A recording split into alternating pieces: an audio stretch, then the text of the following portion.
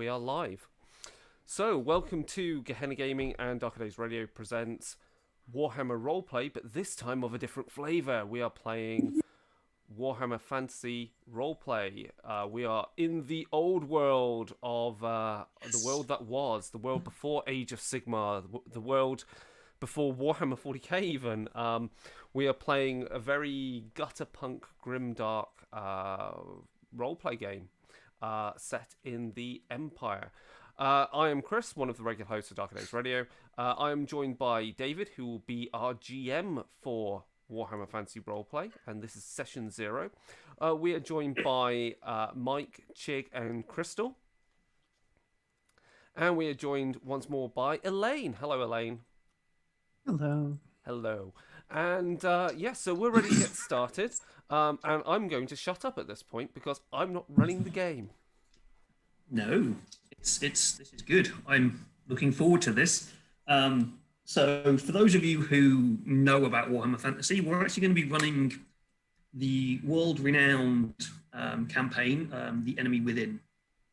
So we are going to be starting off today, Session 0, building some characters. Chris has already built a character, so we'll get him to go through that and kind of show you what character is. And then everyone else, Warhammer Fantasy has this fantastic thing of complete and utter randomness when you're creating your characters, just like the world. So you can end up with some really, really entertaining character builds. So today's Session 0. If you want to play the Enemy Within campaign, probably not a wise idea to watch this series, but still watch it anyway, because knowing this, it'll go sideways. But right, so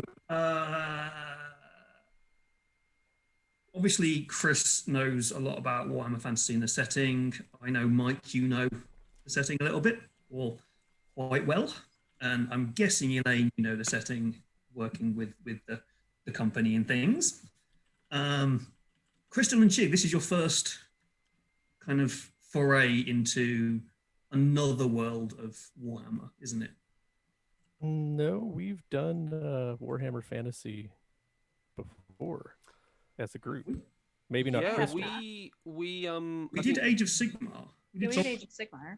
Chigg and at least Mike, we played a Merry Mondstill, which we ran on Dark Days Radio, so that's available there as an audio game. Yep, that was a good time. That was a spooky one, and I'm ready for more spookiness as we explore Warhammer Fantasy Roleplay. At least then, Crystal, you've never come up. No, I have not done any this setting yet before, so I am looking forward to this, and I am going in completely blind. No, brilliant. This is great. Basically, the image behind me is definitely not what's going to happen, because that looks organized and safe. But the way I like to describe it for people who don't know, so this is the original kind of game that Games Workshop released as a tabletop miniature game set in what they term the old world. It is a fantasy world. It is not high fantasy. It is grim. It is dirty. It is likely to kill you in many, many different forms. I like to term it dark fantasy, so keeping with the kind of 40k-esque thing, but you're peasants basically, and if you end up with money to buy a weapon, you're doing well. But we'll explore the world as we go along. I won't go into too much detail on it, because even though it's a small world, it's still quite deep. So what we'll do is we'll jump straight in with Chris giving us a rundown on his character. So we can kind of then build up an idea of things slowly, so we just don't info dump onto everybody. So Chris, you have created a Tillian duelist, is that right? That's right. So yeah, I'm playing Francesco Trevisan, who is from Tillia, from I think I said the city was... I can't remember which city it was. Hold on. I did have notes. Let me go find my notes on him. You did send it to me. Is it Miragliano? No, it is not. It is... let me find it. I did have I did have notes. There we Okay. go. I think it's the only city I knew until yeah. Yeah. So he's from the city of Verrazzo, which is a walled city. Think Saint Michel, a city-state, as many of the cities are in Talia. It's not one great singular country. It's positioned in the old world pretty much relative to the empire as Italy would be, and it's thus kind of very Italian. And Verezzo is also, they build upwards and have many bridges between buildings, so it's pretty much a stand-in for Venice within the Warhammer world. However, my character was a poor student.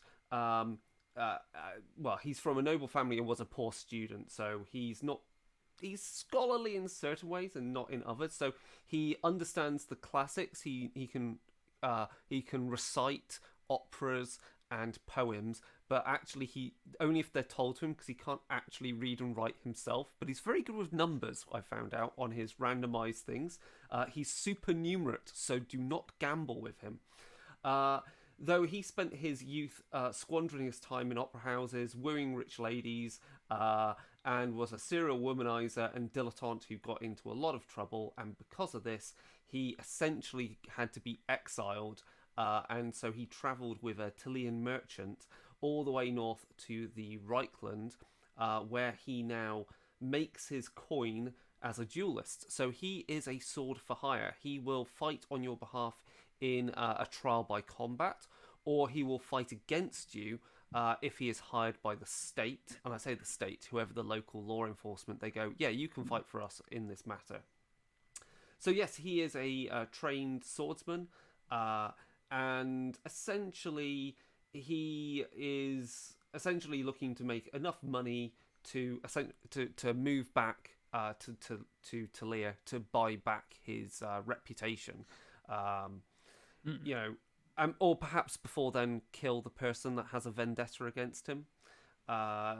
Yes, he was, to his mind, he was framed for a murder. So I didn't randomize my character. I randomized certain things, and what we'll get into is that you can make characters fully random, and depending upon whether you accept that randomization or not, you gain pluses or minuses in XP that you've got to spend. So I did randomize his stats, but then I swapped some of them around so that so I swapped the results around. So that means his agility is like 37, which is ridiculously high, which ultimately means he is a good swordsman and he has a fencing ability of 45, which if you're used to playing something like Call of Cthulhu or other games, this is a percentile system. So being good means the higher the score on a D100, you have to roll below. Otherwise, other things of interest, he's not very good at consuming alcohol. He's good at dodging. He's good at fencing. Obviously his home language is Tilian, but he knows how to speak Reichsspiel. He can heal, so I think potentially he might be the party medic. We'll see. Depends how everyone else randomizes. As I said, he understands the classics, so he understands classical language. Anything else of interest? I'm just going through his stats. That's anything that's particularly high. No, he's just good at fencing and haggling and gossiping and a bit of gambling. His Doom. So Doom is a talent that all humans have in this, which means if you die in that way, you will get bonus XP towards your next character. So his Doom is poisoned by his lover. That is what a priest of Moor said to him. He's also got strong legs, so he's good at leaping and jumping. He's got night vision, so he's got good perception in low light. He's supernumerate, which is good for gambling and evaluation. So part of his other job, because he travelled with a merchant, is while he can't read and write, he's very good at like doing quick math for merchants and helping them balance their books, or maybe cooking the books.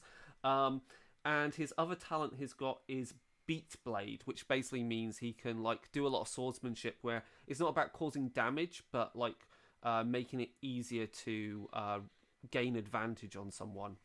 So yeah, he's a pure swordsman. He's 20 years old. He's 5'11". He's got golden brown hair, pale blue eyes, and he's got equipment-wise. He's got bandages. He's got courtly garb. I've got the flounciest clothing going when I'm not fighting. He's got a pouch with his tweezers, ear pick, and comb because you've always got to look good. He's got a deck of cards. I had like 13 silver pieces when I started off, and I was like, a deck of cards, I need that, and some dice to play craps, and a blanket, and I think I bought like a leather jerkin just so he's got some armor, and he's got a rapier as standard and a dagger, and that is him in a nutshell. He's good in a sword fight, but I think anything else a bit too scary, he's gonna suffer. Yeah. Interesting. Cool. Having 45 on your combat skill is really high. He's going to be definitely poking a few holes in some people with that. You will notice when we're rolling the stats that you will have quite low stats. This is not an epic game. This is very much a very small level, low characters. You are peasants, you are herbalists, you're just average folk walking around. So you'll be very, very lucky to be rolling anything above like 40 on some of your stats. So but what we'll do first then, for everybody else, I'm assuming everybody else is going to go fully random. Oh yeah. Oh yeah. Yeah, that's what I want. That's where the fun is. If I can kind of just talk about that a little bit. So Chris did a mostly only slightly random character. One of the really fun things about Warhammer Fantasy Roleplay, which they've done beautifully in this current 4th edition, is that you can choose to be random, or as Chris mentioned, you can pick certain things. You just get less bonus XP. But one of the great things about the whole Warhammer Fantasy Roleplay experience is that you will randomly roll, you get this completely random character, but let's say you really wanted to be a wizard. That was what you really strove for. But your career ends up starting off as you're a miner. Let's say you're working in a mine, but you really want to be a wizard. That's what we've always been enchanted by. You can work through the different careers, build up different trappings and the like, and kind of over the course of the adventure, switch careers until you eventually become a wizard's apprentice, then work your way up that track to become a wizard. And that's one of the just really interesting, kind of exciting things, if your character lives long enough, that you can experience in this game. That's the key point, lives long enough. So we may go through this character building generation thing quite a few times during the campaign, because, you are very likely to die. As Chris said, with his character, humans, they have the trait called doomed, which is they are doomed to die. They will die in some horrible fancy way. And if you die in that horrible way, then your next character gets bonus XP, which is really, really cool. And it means it's not so bad if your character does die. Yeah, it's sad that a character dies, but this is Warhammer. Everybody dies, except elves and dwarves, unless they kill each other. But right, so what we'll do first, all of this is based on tables which are in the rulebook. I'm guessing a lot of you have the books. If not, I've got everything open here as well. So everybody wants to make me a D100 roll, and this will be taking the first place in the book is species. You're most likely to be human on this, so everyone make a D. Nice rolling ASMR. Come on, human. Come on, human. You've got a 90% You have a chance of being 90% human. chance, yeah. Oh, Yes. Yes. 99. What? 99? Whoa. High Whoa. up. So Elaine, Oh, there's a badass one in the result party which already. gives us a high Holy up. shit. Holy, that changes everything. I thought That it was changes gonna be. everything. I thought we were gonna be a bunch of shit farmers, but now we have a duelist and a high elf to start off with. This is getting a little Oh, no. spicy. I got a 45, which puts me square in the middle of humans. You're in the human bracket. You are human. Oh yeah, Mike? I got 79, so Oh, I'm 79. Everyone's human, I got a No, 38 so- and a human. Except Elaine. except for So- Elaine. Cool.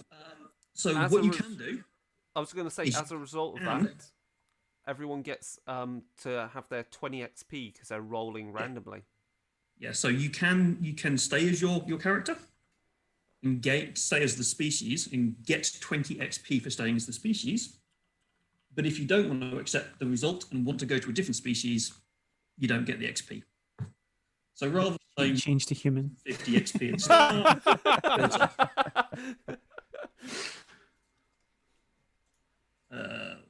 everything's frozen again. I'm having major computer issues today. Don't worry, I've got Right, a book here open as well. Next bit is class and career. So much like D&D and everything else, you get a class, and within that class you get a career. And again, can be fully random, and each species has its own table. So Elaine will not be rolling on the same table as Mike, Kristen, and Chigg. So again, D100. If you decide to accept the result, you get 50 XP. You can roll twice. If you don't like the result, move to step 2. So you get to roll twice, and then you pick one of those, and you get 25 XP. If you still don't like that, you get to pick your own job and career and stuff, but you get no XP for that. So again, there's kind of levels of randomness you can take. So you can go fully random. You can roll twice on the table and then choose. I've dropped out because my computer's being funny. No, you're still here. You're still there. Your camera's gone. Videos, Back. that's fine. So yeah, if you all want to roll D100 again. Yeah, come on, agitator. I want to be an agitator. Gonna fight for the working class. I got a 50. So Chigg, you 50. You are a peasant. But what's my character? Class, but your career as a peasant is you are just a boring villager. Hey! Really, He's a the farmer. villager. He's the farmer. You got the Nothing farmer, else. Chigg. Oh my gosh.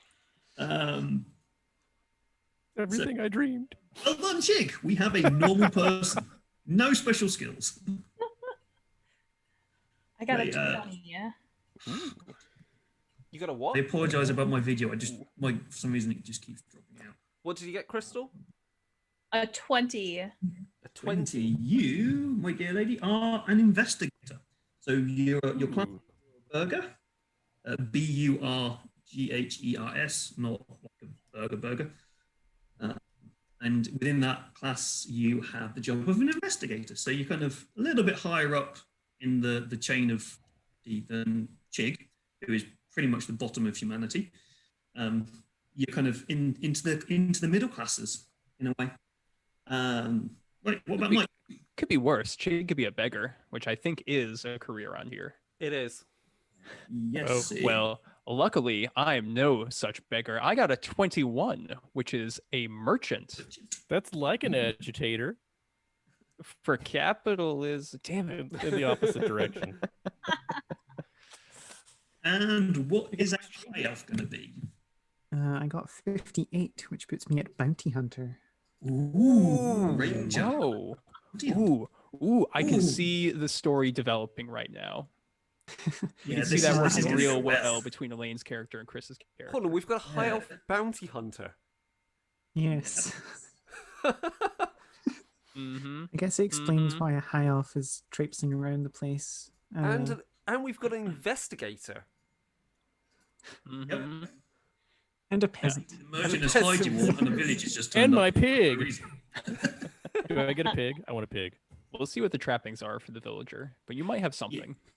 That we'll do that all in Wow. later. We'll do Actually- all the random stuff first, and then pick up all the set bits later. So the question I- is everyone happy with that? Because you can roll twice more and pick out of those 3, but you'll get less XP.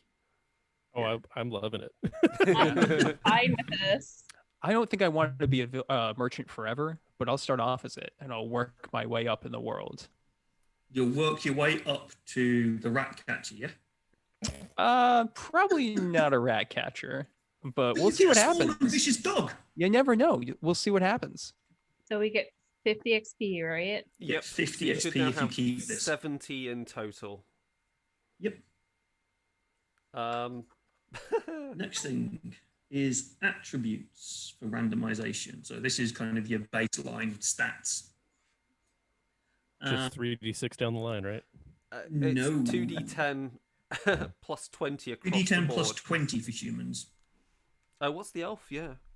The elf is 2d10 plus 20, 30, or 40, depending on what stat it is. Yeah, Elves it's a are bit more just up and Oh down. my god. The Elves are initiative for just- elves is 2d10 plus 40. What? So- Why?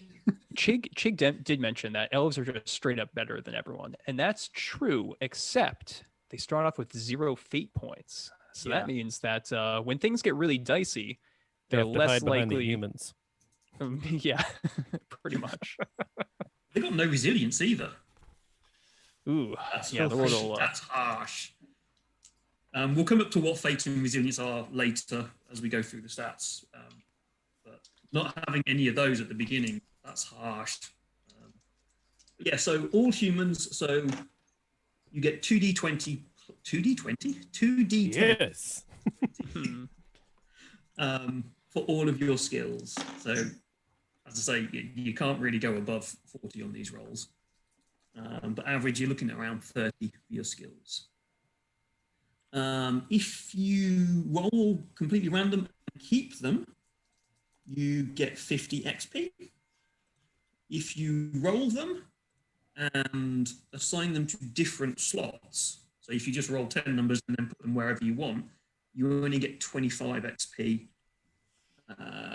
If you're still not happy with the results, either roll again and swap the results around with no XP, or ignore the dice completely. Instead, allocate 100 points across the 10 skills, with a minimum of 4, maximum of 18.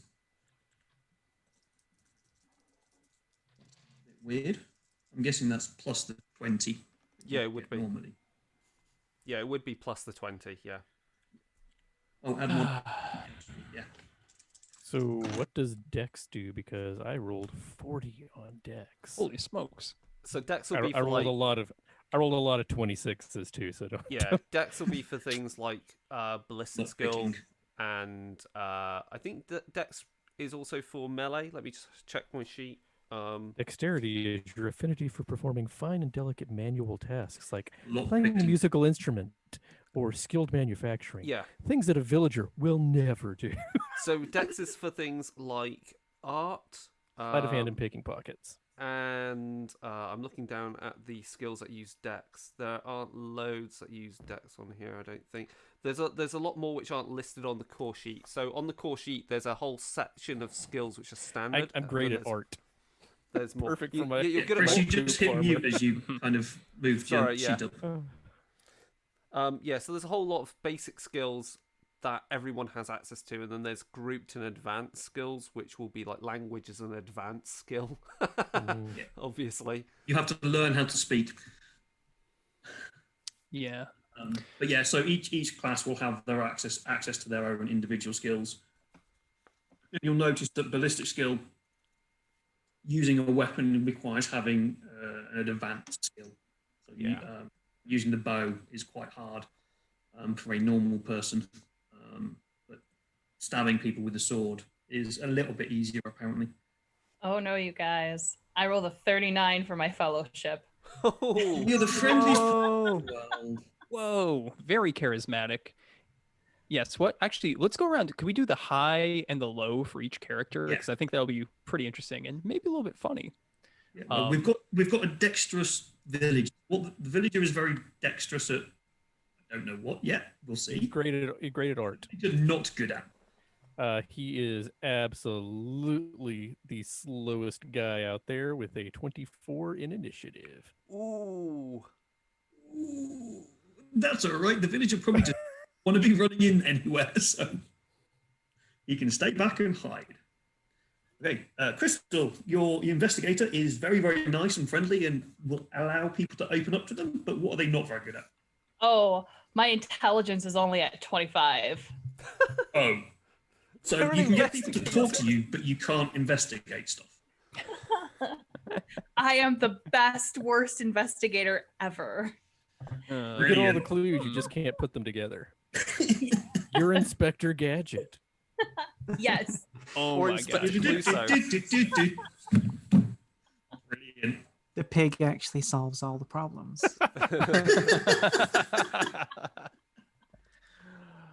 What about our high elf, our noble bandy hunter who hates everybody? So my highest score is an initiative of 55.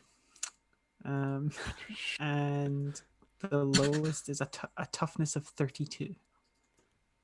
Still really hot. Hang on. Still really, Still Yeah. really Your high. lowest Oh is a my- 32. Good tough. Hang on, an elf is Elves are tough. just better. Their toughness, because their toughness is just 20 plus 2d10. Yeah. So that was it. I got a 12. So yeah. Wow, this elf is turning into a beast. I'm scared. This might So my go successfully for some reason.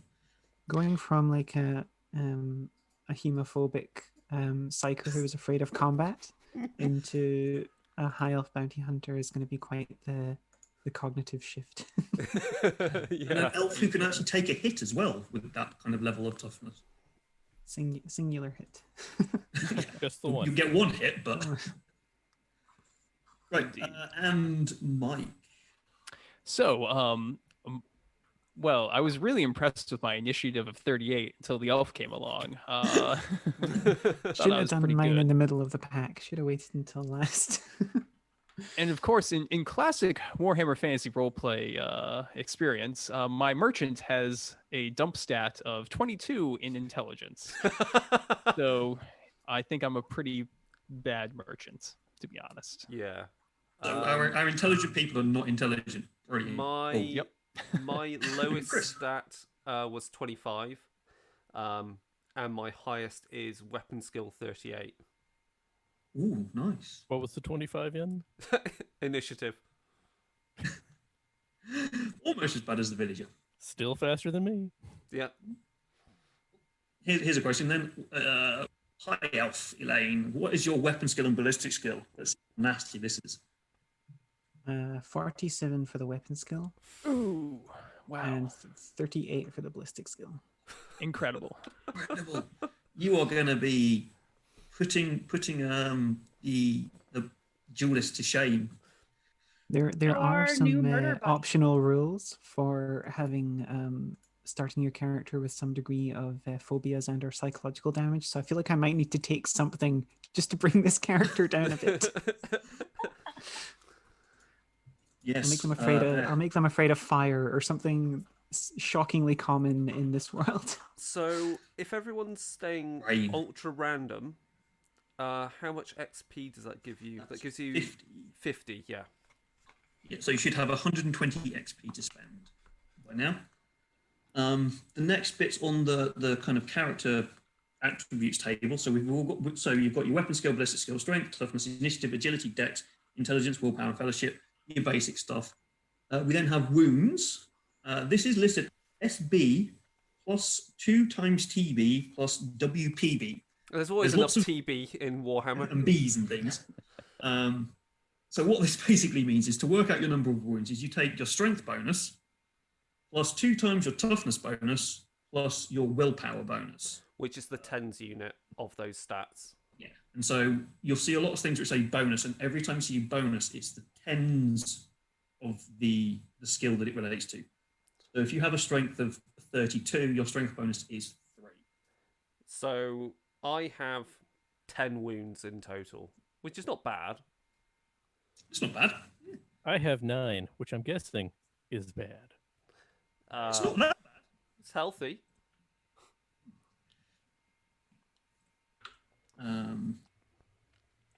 So I'm guessing the elf probably doesn't have many wounds. At 12. What? God. Jeez. Oh, because toughness. Your toughness is ridiculously high. Well, it's only 32. For an elf, that's high. Which is It's fine. only 32. Only 32. Yeah. And I have 11. And the merchant has 10. Cool. Cool. So the For quite low. low. Yeah, okay. We now have Fate Resilience. Oh, wait, I did that Fate math and wrong. Resilience. All humans have 2 fate and 1 resilience. Start off with. Must remember that to start off with. The elf has 0 and 0. Now, fate is... So these are a bit like your wrath and glory kind of pools in a way from wrath and glory. They allow you to do some rerolls, avoid certain things. I can't remember specifically what they relate to off the top of my head. I'll find them now because I've got the book. Yeah.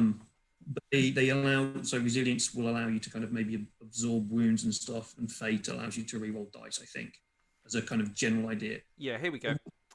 So fate. Yeah, go for it. So fate and fortune. So you spend fortune. Let me see. Fate. Oh yeah. So fate and fortune. So you fate is directly related to your fortune points. Fortune points are spent to receive minor bonuses.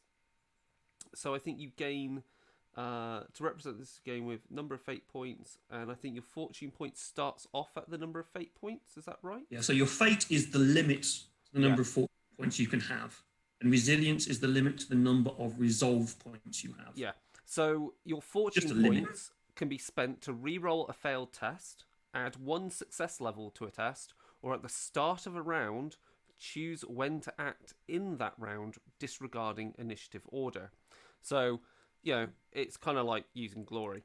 But you can also permanently lose a fate point by choosing to do one of the following, which is die another day, as in you just get knocked out, or you're just left for dead. You're not killed outright.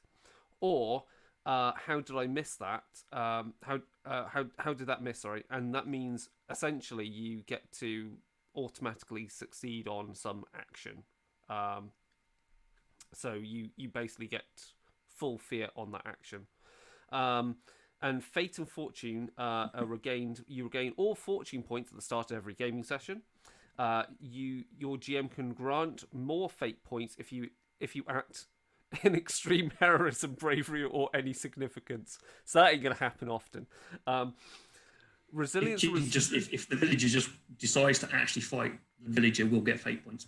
And then resilience and resolve is kind of the same, with resolve being spent to become immune to psychology until the end of the next round. So that's like fear and terror and so forth. Ignore all wound modifiers from all critical wounds that you've got. So if you're bleeding out, and to remove one condition, if you're so you could remove the if you remove the prone condition, you can then gain you gain 1 wound, so you get back to your feet. You can also spend resilience, so that's lose a resilience point and thus limit your amount of resolve by going I deny you, which is you may choose not to develop a rolled mutation. So in other words, you deny you gain corrupted. And I will not fail, which means rather than roll the result of a test, you can choose the exact number instead, allowing you to succeed and thus even get a critical success and so forth like that. In an opposed test, you always win by at least 1 success level. You can even choose to do this on a test you have already failed. So, that's pretty good. And then they're regained by, in the same manner. So resolve is regained whenever you act in according to your motivation. I haven't actually chosen my motivation yet. And you regain resilience for an act of extreme importance towards your motivation. So something that permanently nourishes your soul, like, getting revenge on someone. So, it's pretty cool. And the elf has jack all of it, so they're going to die easily. No. No. Weirdly, so we say the elf has none, but we have something called extra points here. So the humans have 3 extra points and the elf has 2. What this allows you to do is spend these into your fate and your resilience. So you've got 3. So the humans, you've got 3 extra points to put into both fate and resilience. Not 3 into each, but spread across. And the elf, you get just 2. So it could be just 1 and 1, or it could be 2 and none. 2, 1 and 1. That way I get to play with all the mechanics. because you want a bit of both there. You don't want to just kind of have all the fate but have no resilience. Yeah, because my character will be Well- absolutely useless otherwise. Well, that's a way to play. You could go all fate. Your character might end up being horribly mutilated and Or crippled, mutated. but Corrupted. you know, it's a way to Or- play. Oh wait. You'll survive. You'll be really hurt. I'm gonna put all my points in resilience. Really? I've been reading a lot of Joe Abercrombie on the run up to this, so I'm very much in the grim dark mindset where half of the characters end up with horrifying injuries that plague them for the remainder of their life. Perfect. That's going to be my character because I went with 4 fate and 2 resilience. So you went 2 fate, 4 resilience. Wait, how'd you go 4? Oh, okay, so I'm with you now. Yeah. What about you, Crystal? How'd you spend your extra points? So I went with 3 fate, 2 resilience, and then can I put it in resolve too? Yeah, that'll So be. resolve always goes up to your maximum. So it's Oh, okay. it's just fate and resilience. These are your limits. Gotcha. Okay, so then 3 fate and 3 resilience. Yeah, I went with Perfect. 4 and 2. So yeah, think of them like willpower then, Crystal. You know, you've got a maximum willpower point, like in World of Darkness, but then also you've got willpower dots, and then you've got willpower points. Okay. I've also gone with my motivation of thrill seeker because you know that's him. He's out for having some fun. Right, and the last stat that we have is movement. This is base across the races, kind of. I've just lost it now because I've gone onto another page. I think it's 4 for human, Yeah, Mm-hmm. Yep. 5 for elf. yeah. Yes. Um, Horse elves are faster. And then obviously. your walking speed for human is 8, and your run speed is 16, and the elf same with elf. You just double it. is double and double again, so it's 10 and 20. The way that they kind of describe what movement is if you're on the tabletop and you're actually using miniatures, it's inches, or it's the miles per hour you walk. So a human would walk apparently 8 miles an hour. That seems really fast. Seems a little fast, but I think that's like considered if it was like a forced march. No, how many miles? Oh, yeah, it says so. It indicates how many miles per hour you can comfortably travel on foot. Look, man, my farmer's got places to go. dang, I guess no I'm time really to out of go. shape compared to these poor villagers. from Everyone's the like past. power walking their way to victory. Just like Because of all those Really have to go. nutrients you eat. So, I'm Yeah, going to guess that starving is your and, movement stat, not your walk stat, though. Yeah, it would make more sense. 4 That miles makes per sense. hour. I could believe. Right. I'll turn your career to chapter 3. Look to the advanced scheme and find the 3 characteristics. Okay. So this is where we get to learn a bit more about each individual class. You will need to find your career job page in the rulebook. Right. Have a look at one of them while I find it. Let's have so investigator, because that's the first. Investigator and merchant, because they're on the same page. That's cool. yeah,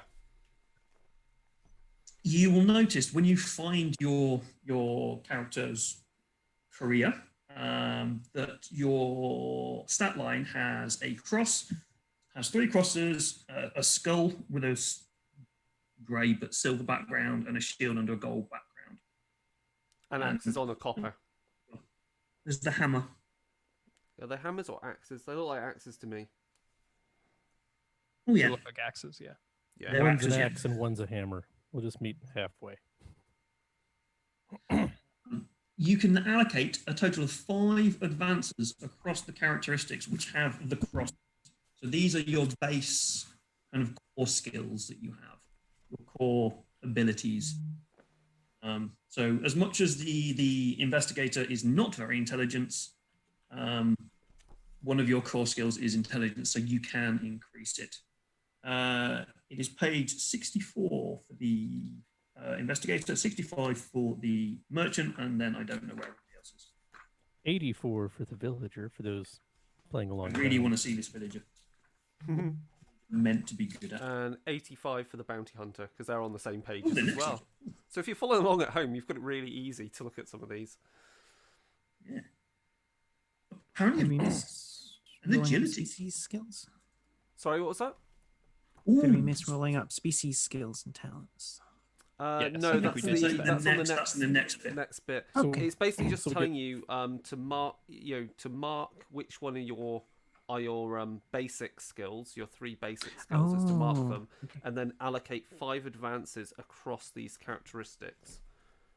Right. Okay. So an advance is I didn't actually do that on mine. the number of advances you have in your characteristic is added to the initial characteristic to show your current ability. So if you have an initial 5, so it's basically you add 1 point. So it's 1 point into the stat. Advance it. Yeah. So you go from, if you added all 5 into one stat, you could go from 25 to 30. Your character class is your, for you, it's peasant, Chigg. So it's kind of the grouping of the jobs in a way. So a peasant has villager, miner, maybe rat catcher in there as well. So, Rat catcher's a burger. oh, Oh yeah, they're Really? city folk. They're Yeah. city folk. Yeah. wow. Yeah. And so you have an overarching class which kind of lumps things together. It comes in kind of if you want to change your career later, you have to do certain things to change your class first. So yeah, you get to spend 5 points there. Once you've done that, we then get to go on to improving, finding your skills and your talents. This is where we bring in the racial benefits. I'm good. So human, you start off. So each species has a variety of skills and talents to choose from. You get to choose 3 skills. So everybody gets to choose 3 skills, and you gain 5 advances in each skill. Well, you levels again, like in World of Darkness and Vampire, you get so many at such a level, so many at such a level, and so many at another level. So you get 3 will get 5 advances, another 3 will get 3 advances, so 2 levels. You will have, for humans, a Reiklander has animal care. So all humans have animal care. They have charm, I'm a pig. evaluate, haggle, language Bretonian, language Wastelander, leadership, law Reichland, melee basic, and ranged bow. Humans get ranged bow. Yeah, so Yeah, I there's went, a lot of hunters. I went a bit custom on that too. Obviously, I chose my language rather than language Bretonian would be language Yeah, that's fair Reichsfeel, enough. and therefore I didn't take language Wastelander, obviously, because why would I know that? Whereas my language classical, I think, turned up as a I bought that. I think I bought language classical, or I think he comes with that. Sorry, yeah. Everyone is assumed to be fluent in Reichsspiel, so Yeah. So yeah, what is it? Everyone choose 3 skills from your list, and they gain 5 advances 5 points. each, and then 3 skills to gain 3 advances each. Yeah, I totally forgot about the about the 5 advances in my characteristics. So my weapon skill is now 41, and that means my melee is 48. So I'm a bit happy with that. Fancy. Fancy. Yep. Yeah, so obviously you don't have to do it now, but we'll run through it also. If you want to do this afterwards, we can go through everything. The next bit does involve some randomness again. We'll quickly run through what the elf has. We'll go for high elf because there's also wood elves in this game, but we have a high elf rather than the wood elf. The high elf gets cool because high elves are cool. We might have some fun with this because I'm I'm a dwarf player. I'm not a very big fan of high elves, so I do apologise if I make any snide comments. I fully expect this high elf to die in session 1. They'll come in like Aragorn, like being all like the brooding high fantasy elf character, and then just get like decapitated by something like the door or something on the way in. And it's like, yay, new character. So Phantom I of Truth have has run. just, I was just going to say, Phantom of Truth just asked on the stream. So class, is this a social class sort of thing? And the answer to that is yes. So when we're building characters, we're building by their race. You know, elf, human, dwarf, halfling. You can play halfling even. And then by class, there are careers that are grouped by a class. So for example, Chigg's character is a villager. They're part of the peasant class, whereas my character is part of the noble class. And then within a career, as we play through, hoping that we get some XP and not die, our characters can get enough advances. They can then progress to the next stage of their career, or they can even swap to a different career. So a career has its basic level and then has 3 ranks above it. So, for example, if I go and find quickly... I've got the villager open here, so... Yeah, what's the career progression of a villager? The career progression of a villager. You start off as a peasant. So you are a lowly peasant. You also have some extra skills in your actual career path as well, but we'll go through that in a second. Peasant. Then as you get a little bit more worldly travelled, you become a villager. So you get a house possibly, or a hovel to live in rather than a hedgerow. And then now you suddenly jump from being a normal villager to becoming a quite important person within the village. You become a councillor of the village. So you start to look at the running of the town or the village that you're from. And then as you get older and more wise, you become a village elder. So it's kind of a progression from the lowest of the low to the highest of the high within a village. So it's done very, very quickly over those things, but go up these levels, you do need quite a lot of XP to actually go up. It's not easy to increase your career. I'm going to be the mayor of Poopsburg. Yes. So if everyone's marked their skills in, they've got their talents. There's also, with the skills as well, you do get the skills which are in your career path. So the villager also has access to extra skills. You have access to athletics, consume alcohol, endurance, gossip, melee brewing, law local, and outdoor survival.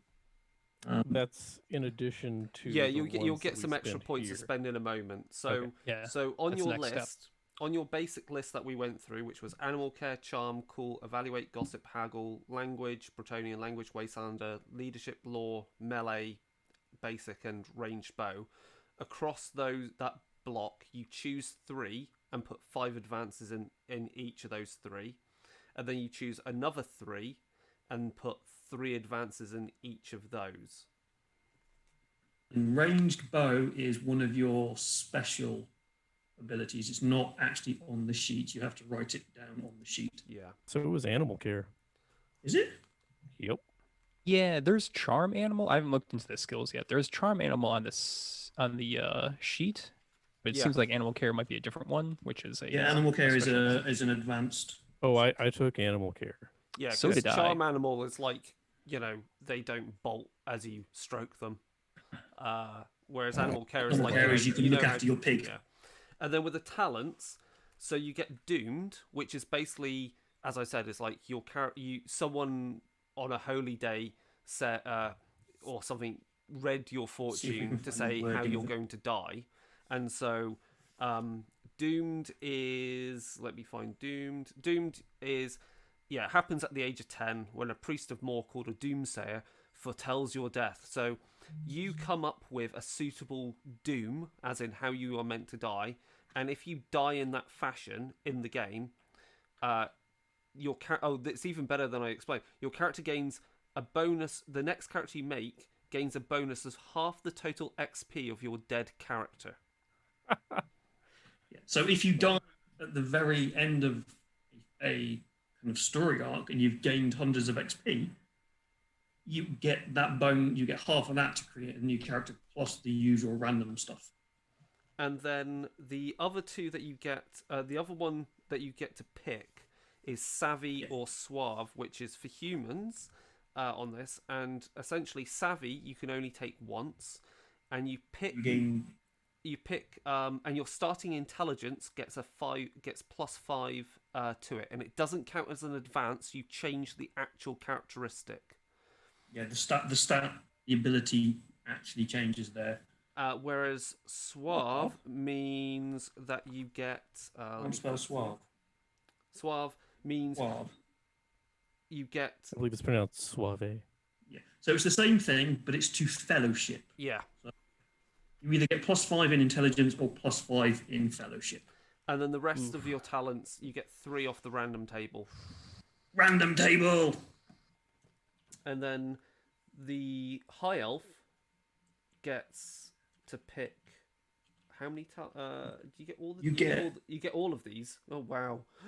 You get. There are some you get to choose from. So you get acute sensors, sight. So they're very very good at seeing because they're high elves. That's what they're good at. You get to choose between cool-headed or suave. Not suave, savvy. You get night vision because elf. You get second sight or sixth sense. And surprise, surprise, you get read write. I can read and write. You can actually read and write. Oh my. I'd like to pause for a second and point out that this is one of the few games I know where consume alcohol and read and write are things that have to go on your stat sheet. Yes. Can you hold your drink and can you read the label on the bottle? And surprise, surprise, dwarves. Oh no, dwarves don't get consume alcohol as a base.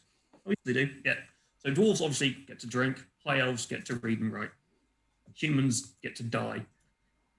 So obviously you can go through all those and put those on off the table. But humans do get 3 random talents. Elves, yours are already chosen, other than the 2 we get to choose. So if you remaining 3 humans want to roll 3 times on your D100 to pick some random talents. Not quite there yet. I will join. I've rolled a 4, which makes me ambidextrous. Ooh. I've rolled a 95, which is very strong. Really strong. Whoa. And a 54, which is orientation. Wow. Kind So of I like can tell you what to turning do into a on bit of a your wizard, first maybe. day at work. Indeed. So very strong Chigg gives you +5 to your starting strength characteristic, and it doesn't count towards your advances. Your strength goes up by 5. Nice. That's amazing. I should expect that for a villager. You know, you do move around a lot of shit. I looked a lot of heavy pigs. And orientation means you have you get your initiative. The maximum times you can take it is equal to your initiative bonus, and it applies to navigation tests, and essentially means you have an instinctual feel for direction. You automatically know which direction is north with a glimpse at the stars, trees, or whatever you're familiar with. Which, you're a farmer. That sounds about right. Sure. Sounds right. And ambidextrous is a bit weird. I don't know why. Maybe you can carry pigs in both arms. But it reduces. So here's a little bit of rules kind of thing of how the difficulty and things work. Ambidextrous allows you to take you can take it twice. The first one will reduce something by -10, so 1 success level. The next one is by again by another -10. So usually if you use your offhand, you're at -20, so it becomes difficult to do stuff with your offhand. Take it once, it goes down to -10, which is the exact wording of the level of it. And then if you take it again, it becomes 0, so you can use it just as normal. So you're a little bit better of carrying 2 pigs. What did I Mike can roll? carry 2 pigs and kick open a door because I'm very strong. We expect you to do this at some point, please. So Mike, what did you get? I got perfect pitch, which means I'm great at baseball. Or singing, one of the two. Something like that. So I got that one. I got resistance. So I'll have to pick something that I'm resistant to. And I also got orientation, which we already defined. Perfect pitch is actually you're a good singer. Outstanding. That'll come in handy at some point. Yeah, you have perfect pitch, able to replicate notes perfectly and identify them without even making a test. So you get to add entertain, sing to any career you enter. If it is already in your career, you may instead purchase the skill for 5 XP fewer per advance. So you get to add entertain, sing. So Yeah, but I don't get any advances with it. Oh no, but that's true. So I get the skill at 0 advances. So I basically I have the ability to do this without penalty, right? Yeah. Yeah, because each when you want to level up, it's cheaper. Each career, as we'll find out as you look at it, has a certain number of skills which are the only ones you can advance. Because once you've done a certain number of advances in your skills and attributes, can you then only go up to the next, either next level of that career, or spend XP to move into a different career. Yeah. So you need to hit 5 in everything. Yeah. That you before you can move up. So it's quite hard to actually move up. And we've done the other 2. You know what the 2 is? So what? That's Crystal. ridiculous. Yeah. Oh, I am not there yet.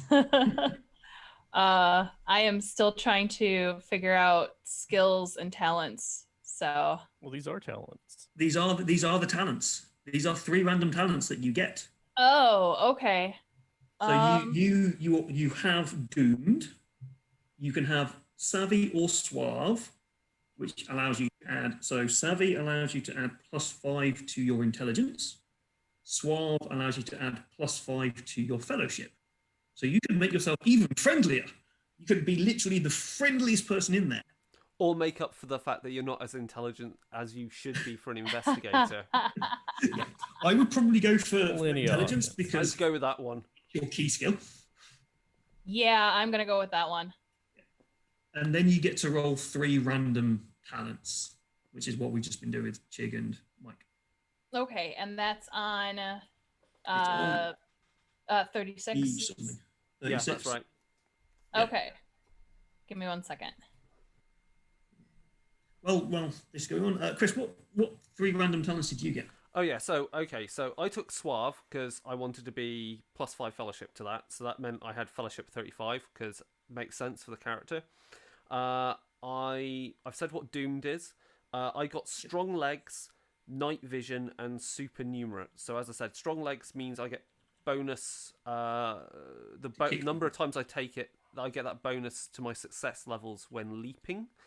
I've got perception in low light, like the high elf, and I'm supernumerate, which means I'm great at numbers. I can do long division. But you can't read or write, so. No, strange, isn't it? So all you can do long division in your head. Oh yeah. I'm really basically I'm good at the horse racing, and I can work out the odds, and that's why I thought I'd buy some dice for him, because he just basically does a quick talks like peasants into gambling and goes really quick with the rules, but actually he knows what the odds are that he will win invariably most of the time. So Cool. Right. All right. I got mine now. What have we got? Oh my gosh. So I have Pure Soul, Supernumerate, and Warrior Born. Okay. so we know what Interesting. supernumerate does. So pure soul. You can take it as many times as your willpower bonus. Your soul is pure, quite resistant to the depredations of chaos. Boring. You may gain extra corruption points equal to your level of pure soul before having to test to see if you become corrupt. Nice. So you can actually choose to become more corrupt. Brilliant. Awesome. Excellent. And corruption is a bit like we had in Wrath and Glory. It's a bad thing. if there's a witch hunter turns up and you are corrupted in any kind of visual manner, No, they it's are. not. I think your stab you through the sorry, head. your interpretation is a bit weird on that. It basically means because corruption has levels. So like in Wrath and Glory, you need to gain like 5 corruption points before you get a mutation test or something. So in other words, Crystal needs to like get 1 extra point before she rolls. Ah, okay, that way around. And what does Warriorborn do? Gives you plus Okay, 5 so to you your gain weapon a skill. permanent +5 to your weapon skill. Super jealous.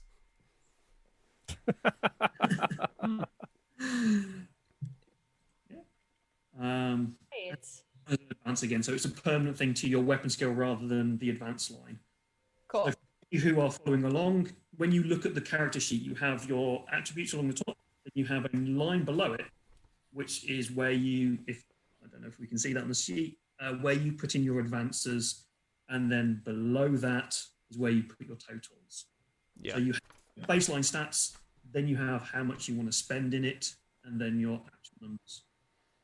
I quite like this setup because it means you always know how much you spent in a specific attribute to increase it. So you can always kind of really check on your XP spends and things as you go through.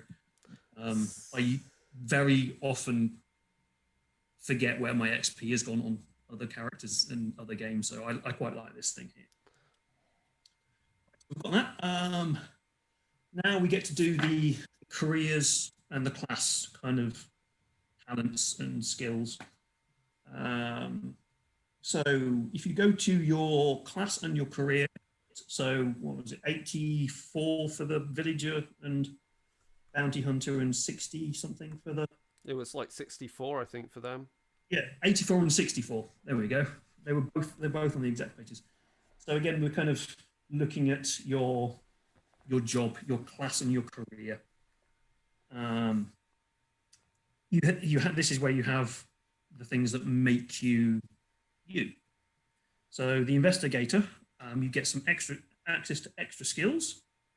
Do you get all of them? You begin... No, you don't. You can put. you get 40. That's it. Yeah.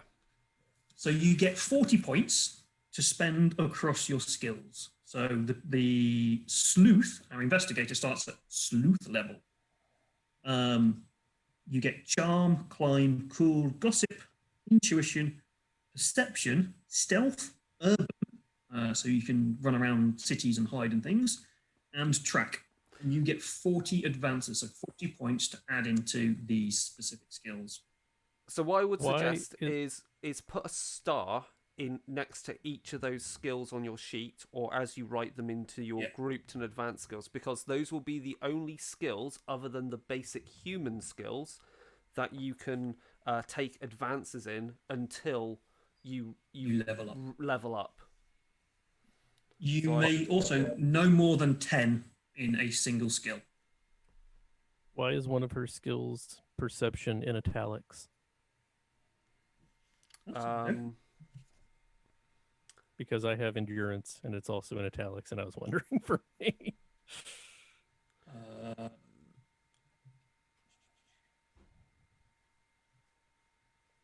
That's a good point, and I can't remember why. It doesn't seem to say anything here.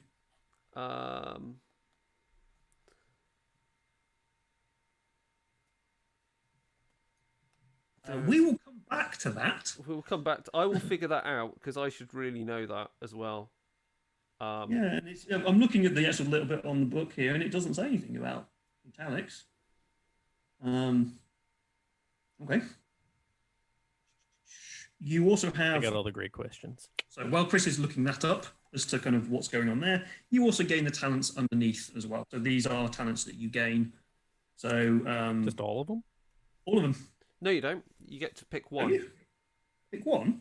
You choose a single talent to learn from that yeah. list. Which is why I learned Beat Blade. Yeah, you may also choose a single talent to learn. There it is, right on page 36. Oh yes, it's the last sentence. So we can actually have the investigator read and write if we want to. Why would we want I also that? kind of like the idea do that? beneath notice. So it's just like, no, I'm not going to look at you. My my merchant picked up read write straight up. I just don't want to deal with that. It's great role playing, but I've got other things to do. It's so much easier if you can read them. Like, same, but that's because I now have an idea of what I'm gonna do for my character concept. So. oh, Perfect.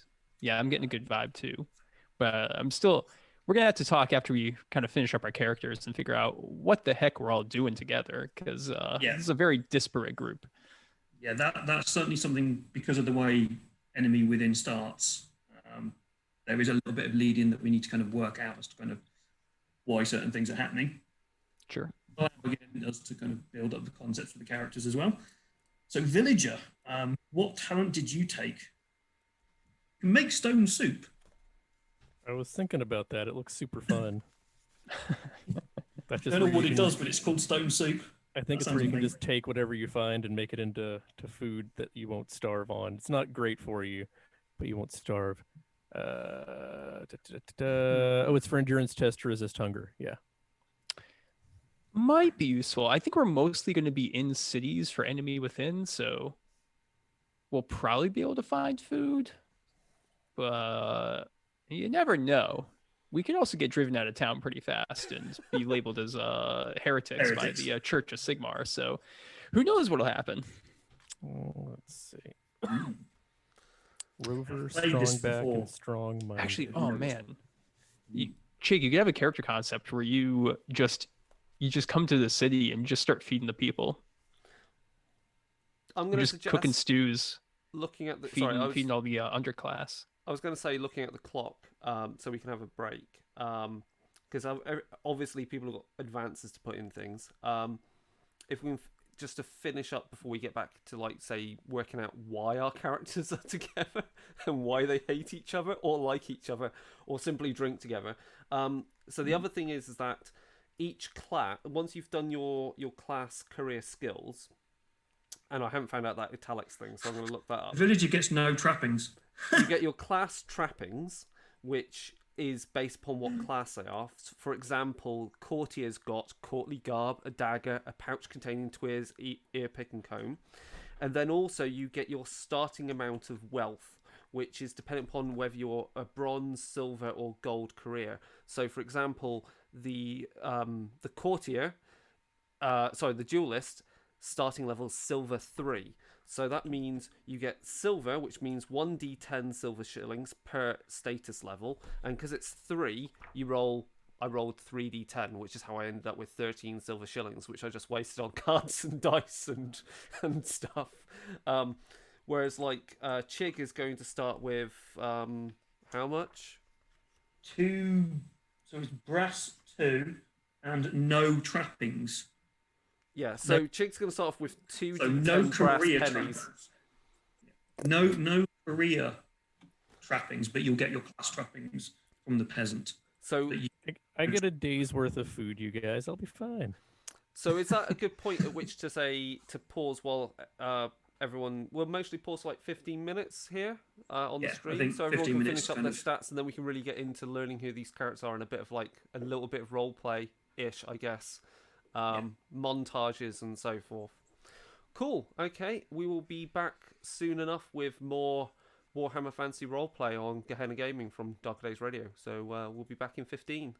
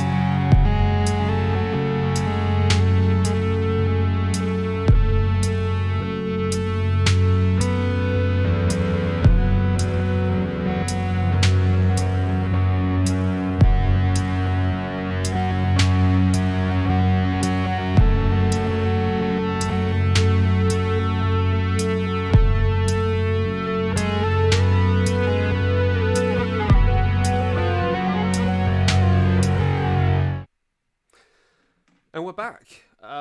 So you're back watching Warhammer Fantasy Roleplay on Gehenna Gaming with Darker Days Radio. We're finished up characters, so people have got trappings like from their careers and Mike money. Rich. Mike, how much money does your merchant have? My merchant, we should go over everyone's trappings, I Yeah. think, because that's always a fun part of this. But yeah, as part of my trappings, I got some extra money to start with. So Gertrude, that's the name of my my merchant, starts off with 35 silver shillings. That's a whole lot of wealth right there. Insane amount of money. You might be able to afford a sword with that. Maybe. Right now, she's just she just has a large stick that she carries, a baton or something. And in addition to that, my merchant starts off with an abacus, pretty useful, a mule and a cart, extremely useful, and a canvas tarpaulin. Are you numerate? And can you read and write to use the abacus? Yes, my character. Well, I mean, you don't need to be able to read and write to use an abacus. That's one of the great things about it. But yes, my character can read and write. I made sure I took that as a one of the career talents. Wow. I just can't get over the fact you've got 35 silver pieces. It's well done. And we'll go. Shall we go from one extreme to the other extreme now? We've got the really, really rich one to well, gee. Well, as a member of the peasant class, I begin play with a cloak, a set of clothing, a dagger, a pouch, and a sling bag containing 1 day's worth of rations. As a villager, I begin play with nothing. Absolutely, positively nothing. I don't get any armor. I don't get any weapons. I don't even get a pig. I have nothing. Absolute nothing. It's brilliant. And how much money do you have? Oh. I take that back. I start out with 10 shiny pennies. Shiny brass pennies. So I can you are almost, definitely not getting quite, anything. afford a pot to piss in. Almost. Yeah. So we have our rich merchant traveling with the lowest of the low, the poorest of the poor, and then some other people. So let's go with Elaine. Let's see what we've got. Two extremes of humans. What's our crazy playoff up to? So as a bounty hunter, they're coming with the kind of usual things you would expect from a bounty hunter: a cloak, some clothing, a backpack, a tinderbox so I can set fire to things, a blanket, a ration, and a rope for tying people up. I also got myself a leather jerkin and a hand weapon, which is currently undefined, but will probably be something of the blunt force trauma variety so that I don't cut up any bounties. Yeah. And 6 silver. 6 silver. Okay. Respectable pocket money, but I'm clearly in between jobs right now. And you get that including, because you're a ranger, so you've also got all your ranger class Yeah, so that trappings was- as well. That was all. Oh, that was right, that was everything. including. Yeah. Oh, yeah. yeah. Wow. Wow. Okay. Cool. And our investigator, Crystal. All right. So with my trappings, I have a cloak, clothing, a dagger, a hat, a pouch, and a sling bag containing my lunch. Only your lunch, no other food. Right. No other food. A lantern and lamp oil, and then a journal and quill and ink. And I have Are 8 you silver, like a- silver shillings. I'm sorry. What kind of hat have you got? Let's see here. We are gonna go with a really, really wide brimmed hat so I can hide my eyes. Has it got a feather hanging out of it? No, The but it's got remnants of the feather barley. colour. We'll do barley. Cool.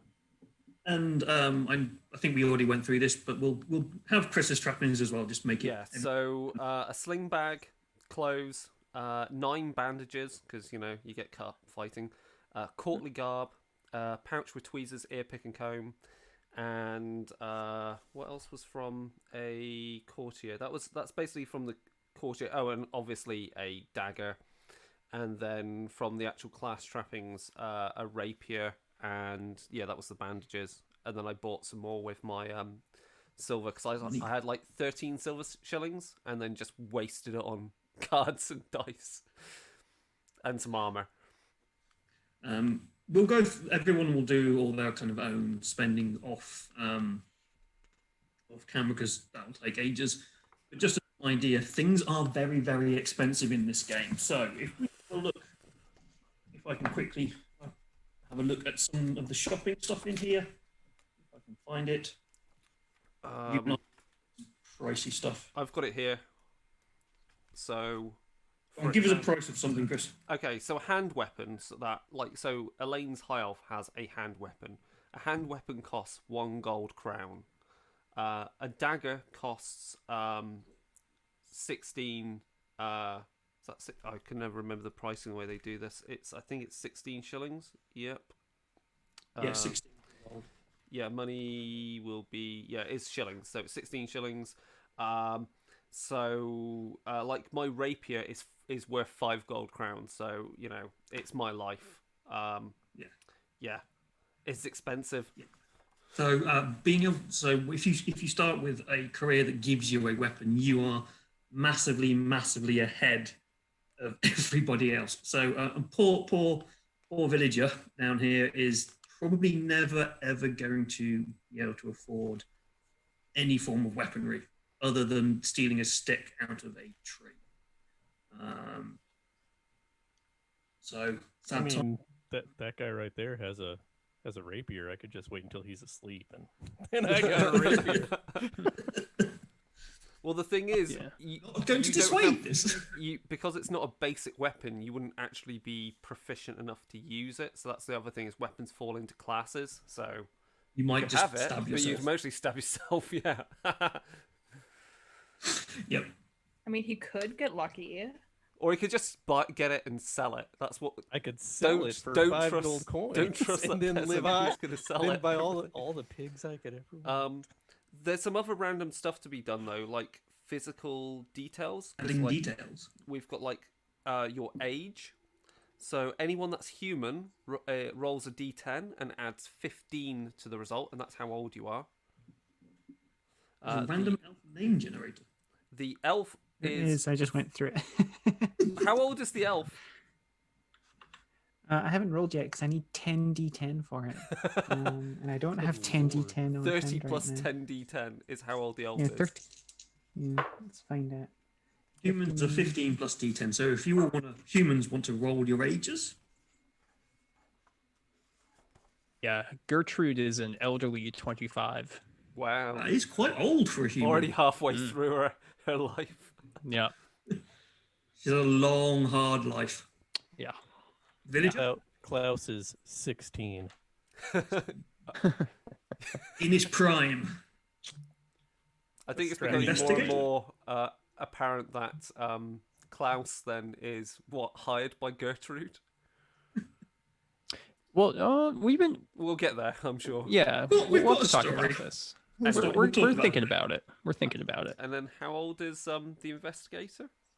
I'm 25. Ooh, Wow. As well. Also, We've got another elderly individual. This is fitting with my concept. You have no idea. Unfortunately, you're now all going to be babies compared to. I'm a cool 99 years old. I'm just cruising into the 100s. Once I get to triple digits, it's going to be party time. That's going to be that'll be Incredibly an young for an elf. Wow. awesome party. Right. Then everyone's height is 4 foot. It's 9 randomised inches. again. Is 4 foot 9 inches plus 2d10 for humans. Or The elf is 5 foot 11 plus a d10. Yeah.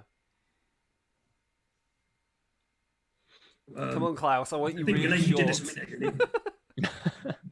So how tall is the elf? 9, so the 5, elf is 6? 6'5". Wow. Yeah. Yeah, Gertrude is also 5'6". Crystal?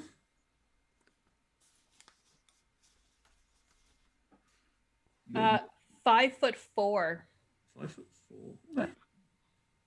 Well, see, this we are in a medieval kind of late 16th, early 17th century-esque period of time. So the average's height will be slightly lower than what we're used to nowadays. So 5'4", 5'6", that's not a bad height. And the 6'5" elf is going to be very, very tall for people. And then 5'6" is almost my height. So. And then it's Yeah, Before eye we- colour. I'll just 5'4", say, before we get actually, onto- so- Before we get onto the eye colour and hair colour, I know Elaine said she was just rolling her name. So Oh yeah. there are kind of descriptions in the book. There are descriptions of kind of names that you can have and clans for the dwarves and stereotypical names in there. But the elf has a random elf name generator. So, what did we get? The name of the elf? I rolled it as Malororian, Good. which That might sounds take very Say that close to again? Malarian. right. It might take some tweaking to make it actually enunciatable. So On a what was that? regular basis. Malor? Malorian. Malorian. Malorian. Malor, Malorian. but it's Malorian. Malor. Klaus isn't smart enough for that. It's Malorian.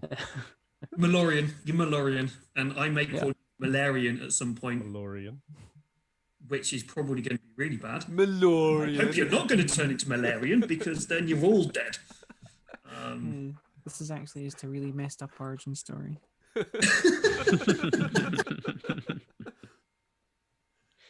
For Chicken, Crystal, Malarian is a really, really nasty dark elf.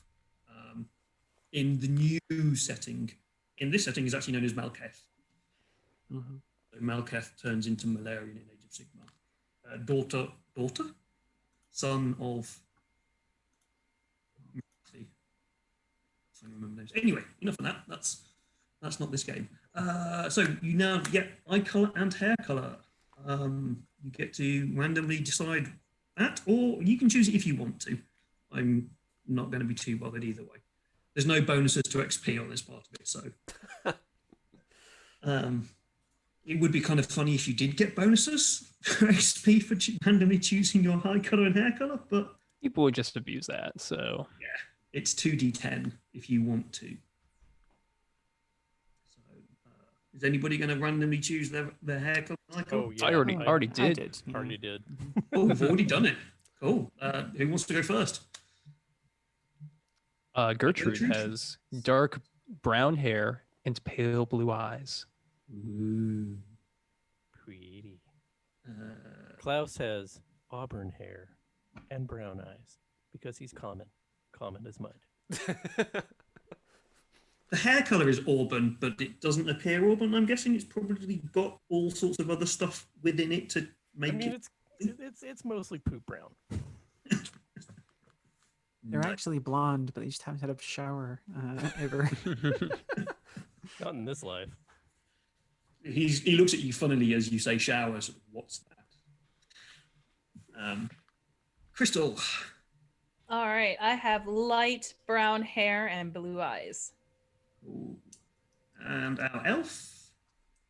I have auburn hair and turquoise eyes. Ooh. Turquoise. Interesting. Okay, now we come up to the. So that's all of the kind of physical attributes and the stats and things of it. Now we come up to kind of like the background stories and extra bits on that. So you've got some ambitions, short-term and long-term ambitions. So ambitions are your character's goals in life, kind of what you want to achieve. I'm guessing we can probably work out what some of these might be just with your classes. But a short-term acquisition represents an immediate goal. Kind of what do you want to do in your immediate future? Probably not die is going to be high up on that list. but it's kind of within days or weeks of kind of where you are on ambition.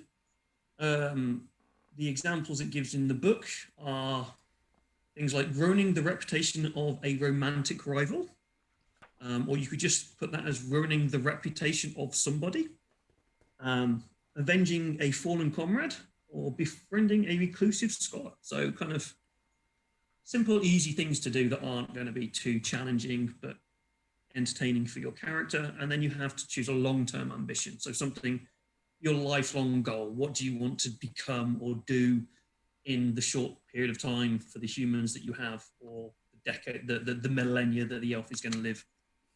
So things like owning your own coaching inn, building your village into a thriving town, or ridding the College of Magic of elven influence.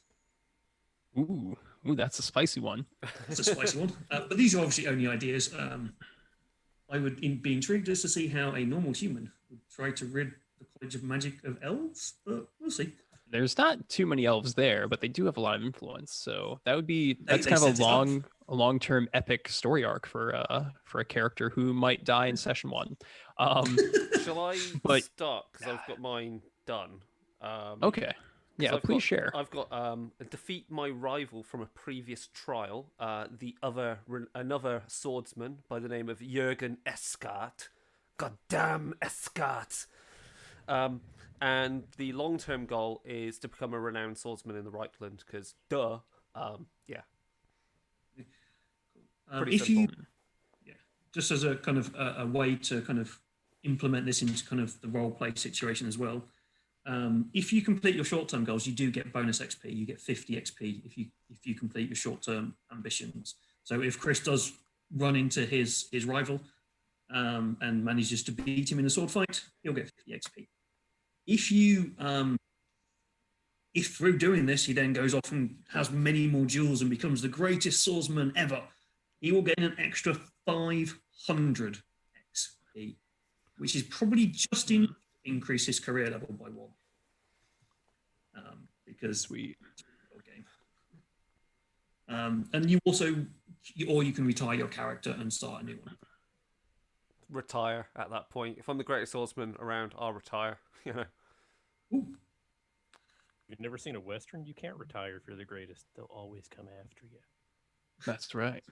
Yeah. But actually, Chigg, it's interesting that you brought that up, because one of the fun things about the Warhammer Fantasy setting, which we haven't really discussed the setting too thoroughly, but one of the original kind of inspirations for it was these English writers were taking a look at Dungeons and Dragons, which has a very like Western, like American Old West kind of feel to it, for like, oh, we have a bunch of heavily armed people walking around in this wilderness. They're gonna, fight bandits and stuff. But they kind of realized that, like, oh, if you have heavily armored people marching across the countryside, it's gonna be more like the 30 Years' War, with just like horrible death, pillaging, and other such things. So that's kind of the exact sort of setting that we're in here. It's basically a pseudo Holy Roman Empire in this fantasy world, where it's very Germanic. There's a lot of people with very, very puffy sleeves to their dress and the like. There's a mixture of muskets and long arms, but also crossbows, bows and arrows, and swords. It's very pike and shot kind of feel to the wars and the like. And the cities are just at the cusp of change, as things like the printing press have just been invented. So it's a pretty exciting time for this setting. And that is the kind of feel that we have here in the Empire of Sigmar. We'll go through the setting kind of in a bit more detail when we set up the start of the story. So when we've finished this, talk a bit more about the Reichland and Altdorf and things, to kind of get everyone kind of at the same level. So, Mike, Gertrude, do you want to have you got thought of any of your short-term and long-term ambition? These now, but the long term's a little tough, because I think this character is going to go towards becoming an agitator eventually.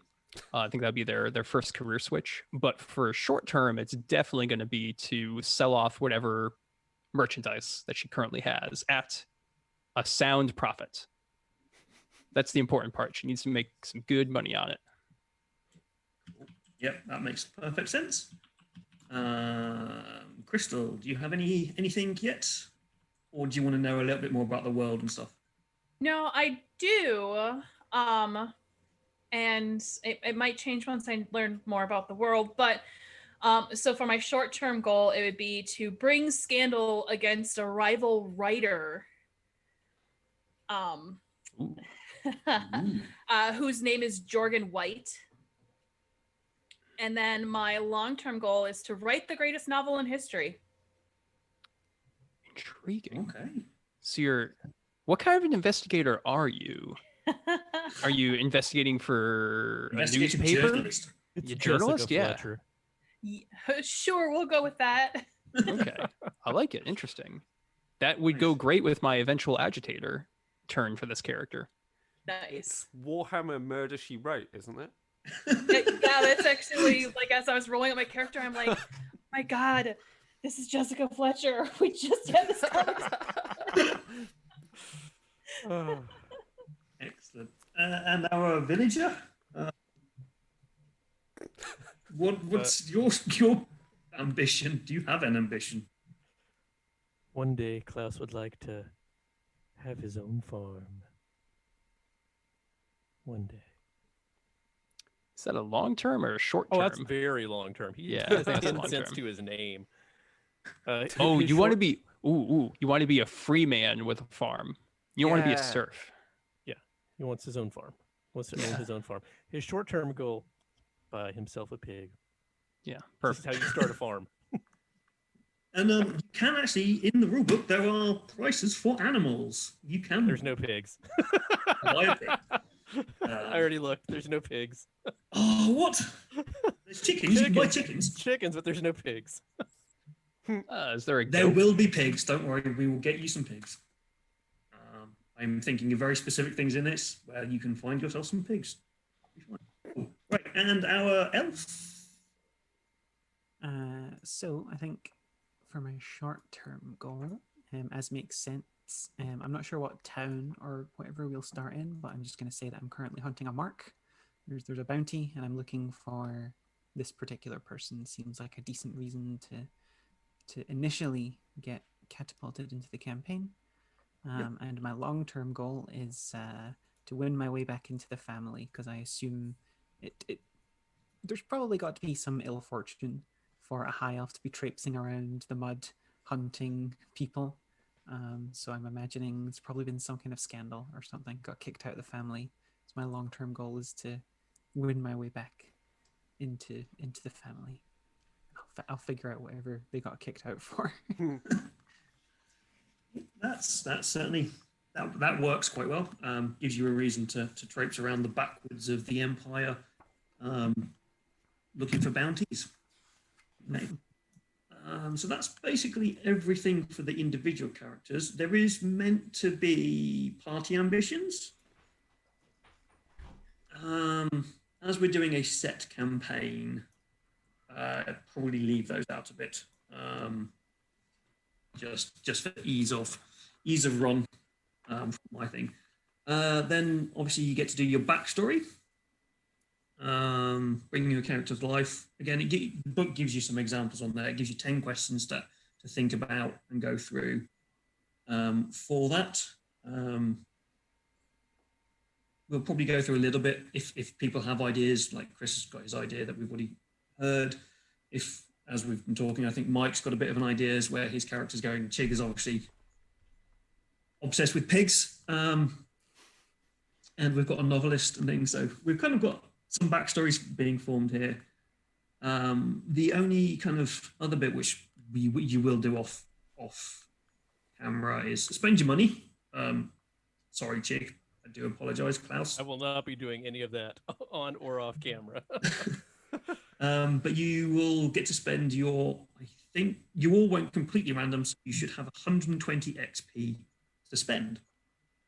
And then a table on page 43, which tells you how much it cost. So you can see that it is actually quite expensive to go up levels. So for example, if you want to go from Nothing to 1 is going to cost you 25 to go up a characteristic. So if you want your weapon skill to go up by 1, and you're in the levels between 0 and 5, it's going to cost you 25 XP. If you want your skills to go up, it's going to cost you 10. So it's kind of done rather than like a lot of RPGs where it's like 5 times the level. This is done in brackets of number of advances. So you have a bracket of 0 to 5, bracket of 6 to 10, 11 to 15, and so on. And each time you go up a bracket, that's when the price increases. So it is quite expensive, and this is why going up your career path takes a long time. So if you want to add an extra talent in, it's 100 XP and plus 100 XP per time the talent has already been taken. If you want to leave a career, it's 100 XP. If you want to leave a complete 100 XP, so change your career. If you want to leave an incomplete career, it's 200 XP.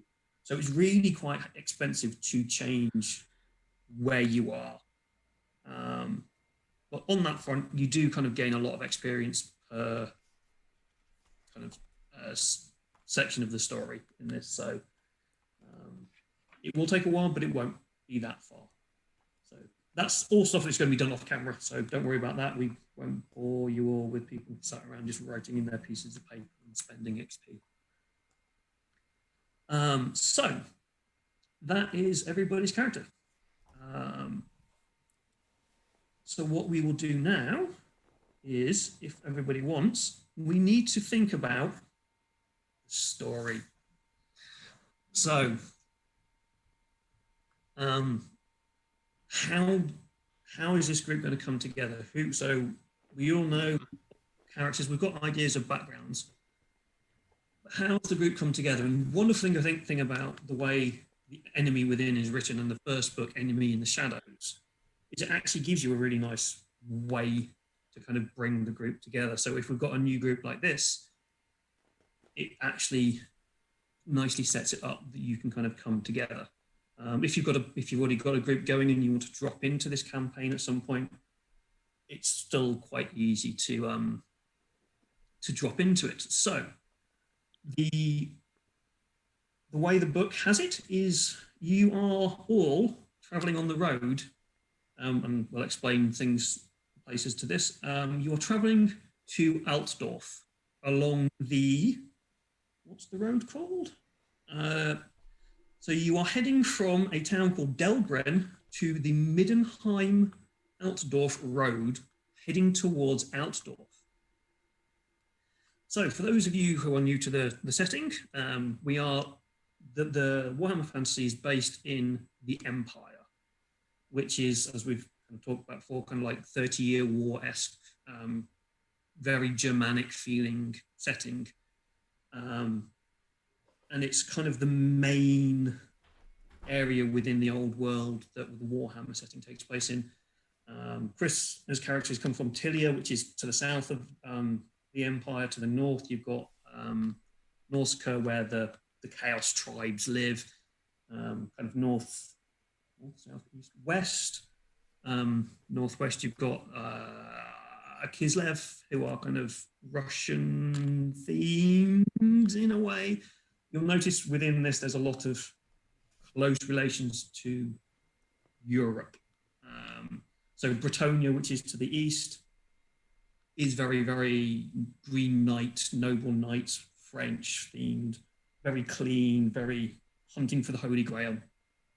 The Empire's not like that. The Empire was built from a collection of city-states that have now come under the banner of the Emperor. And I want to say it's Karl Franz in...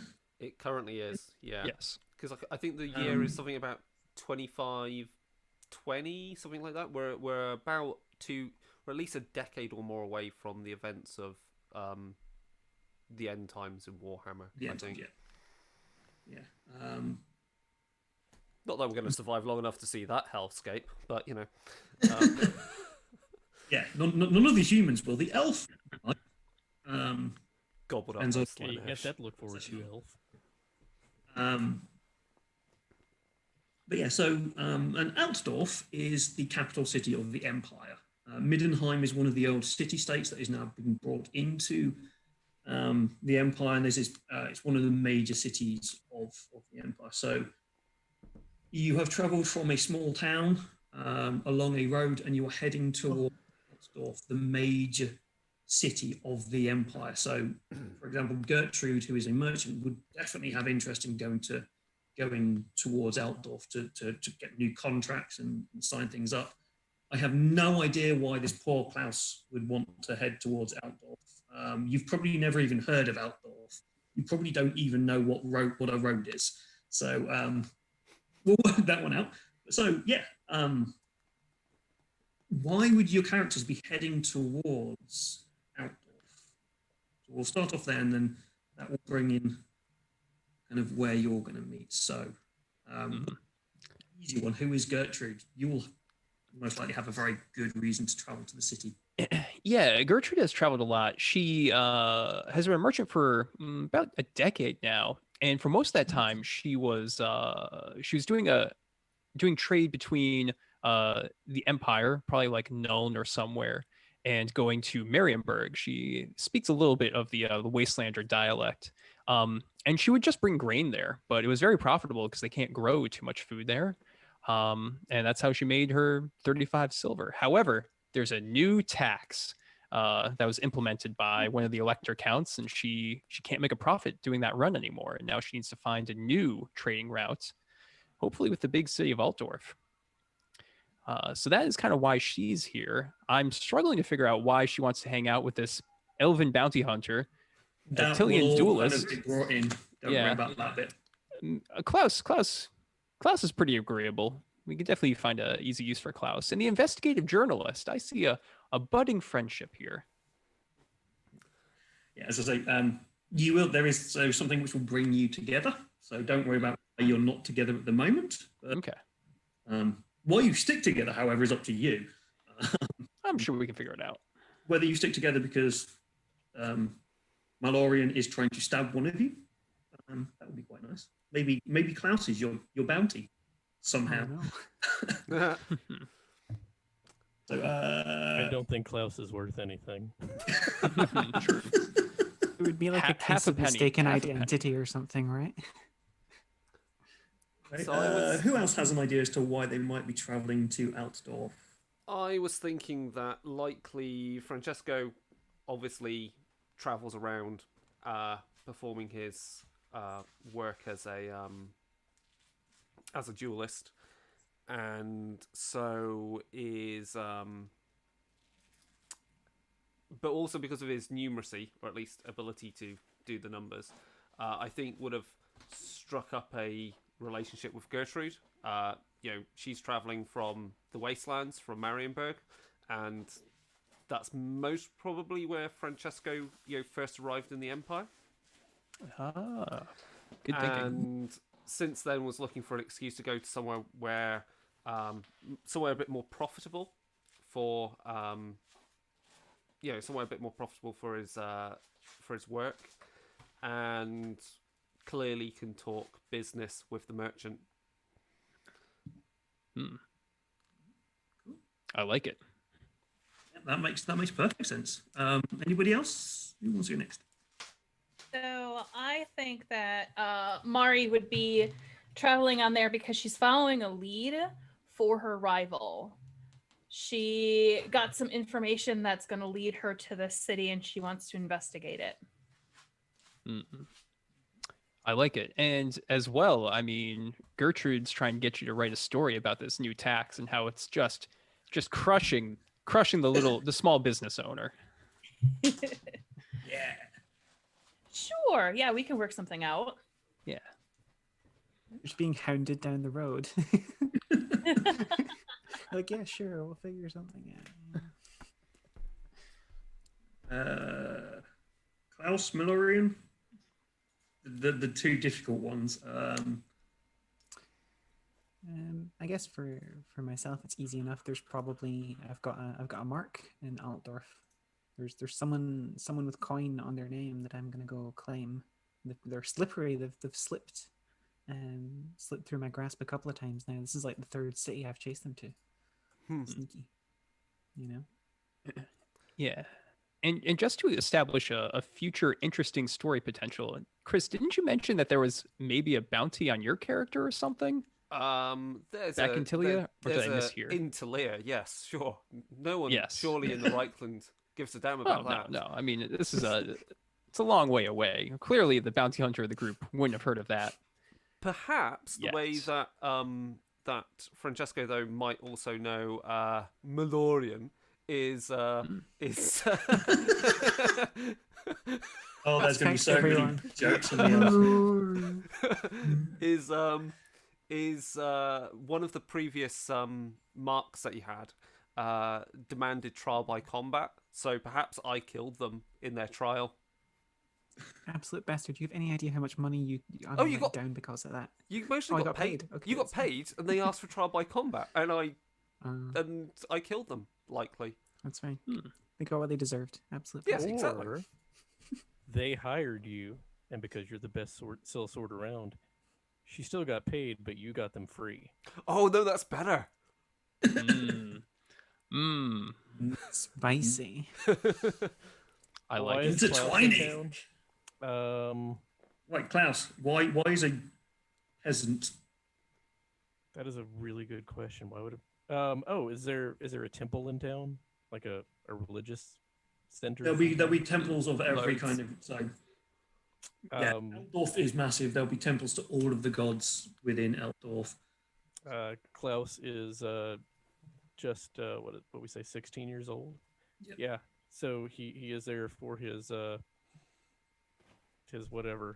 religious ceremony, his Rumspringa or his bar mitzvah or whatever the local equivalent is to the gods of Warhammer. Okay, yeah. So traveling. Also, you've Pilgrim. as a pilgrim, kind of doing a pilgrimage thing. You've seen some flagellants walk through your town and think, "Oh, that looks kind of fun," but without. Oh yeah, whips and chains. That looks real fun. I'm going to the city. Heck yeah. He's like, "What are these things? They've got like shiny, spiky things. I've never seen these before. Let's follow them."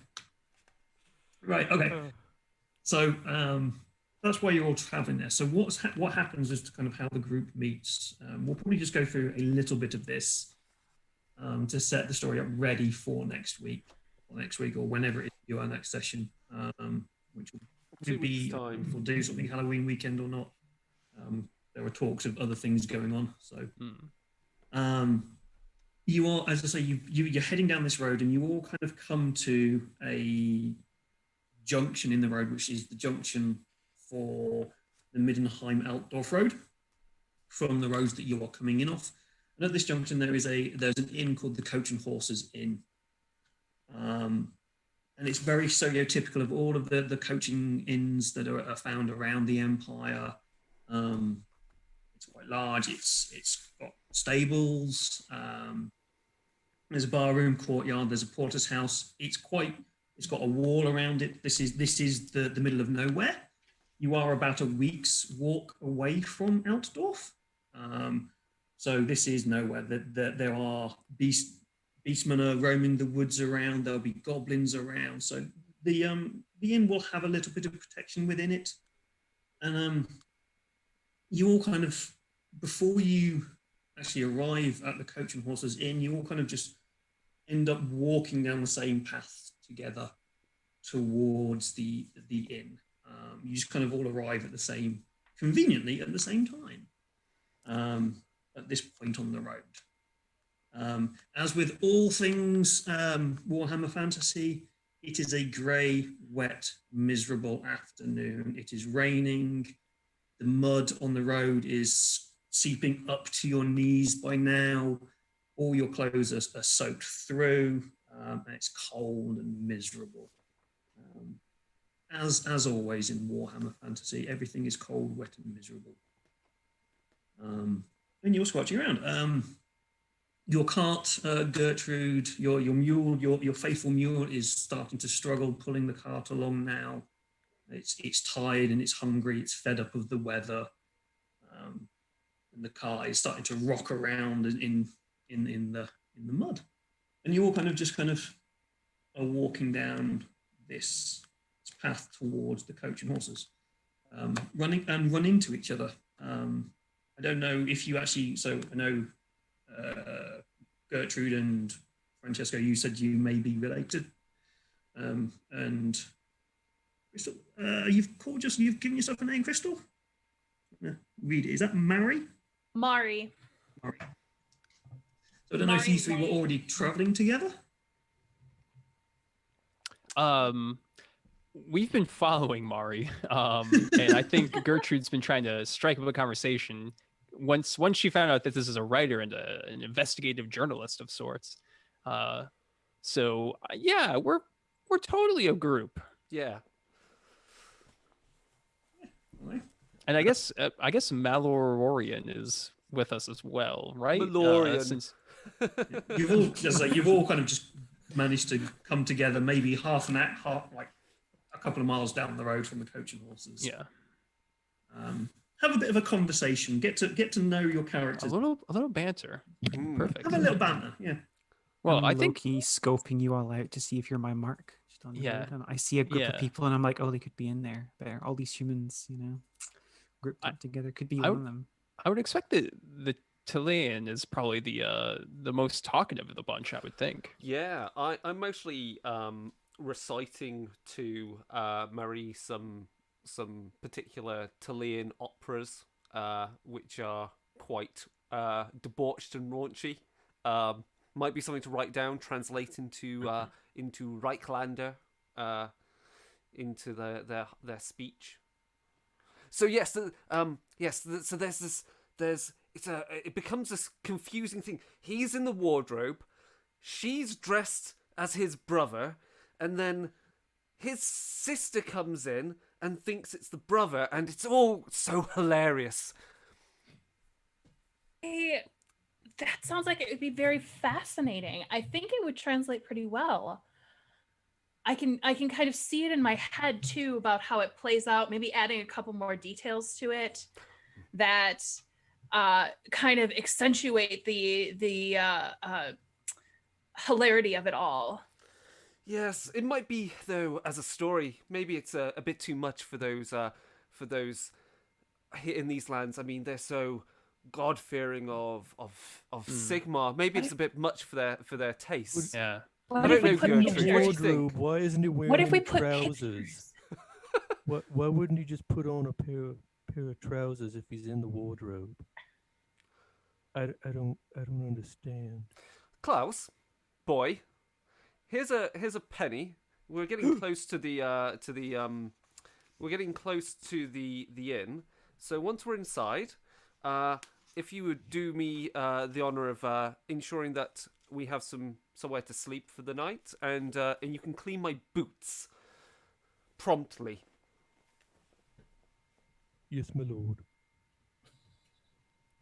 Hey, Klaus, you get a brass penny.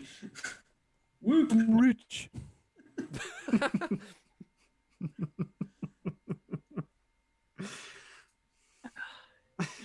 I think if we add illustrations, it might actually be better. Oh. There are some original illustrations, some wood prints, though. Again, depends which edition you get. You know, I like to do drawings. Oh, do you, Klaus? Klaus, what kind of art do you do? Just drawings. Well, you draw people, you draw animals, you draw landscapes, you draw portraits of fine lords and ladies. Do you draw blood? I've never seen a fine lord or lady. Well, present company excluded, of course. But no, I mostly draw what I see in the village. You know, farms and people and animals and crops and this and that. I drew a flagellant once. They came through the village. He was whipping himself. It was so yeah. I did in fact one time draw blood. Yeah. No.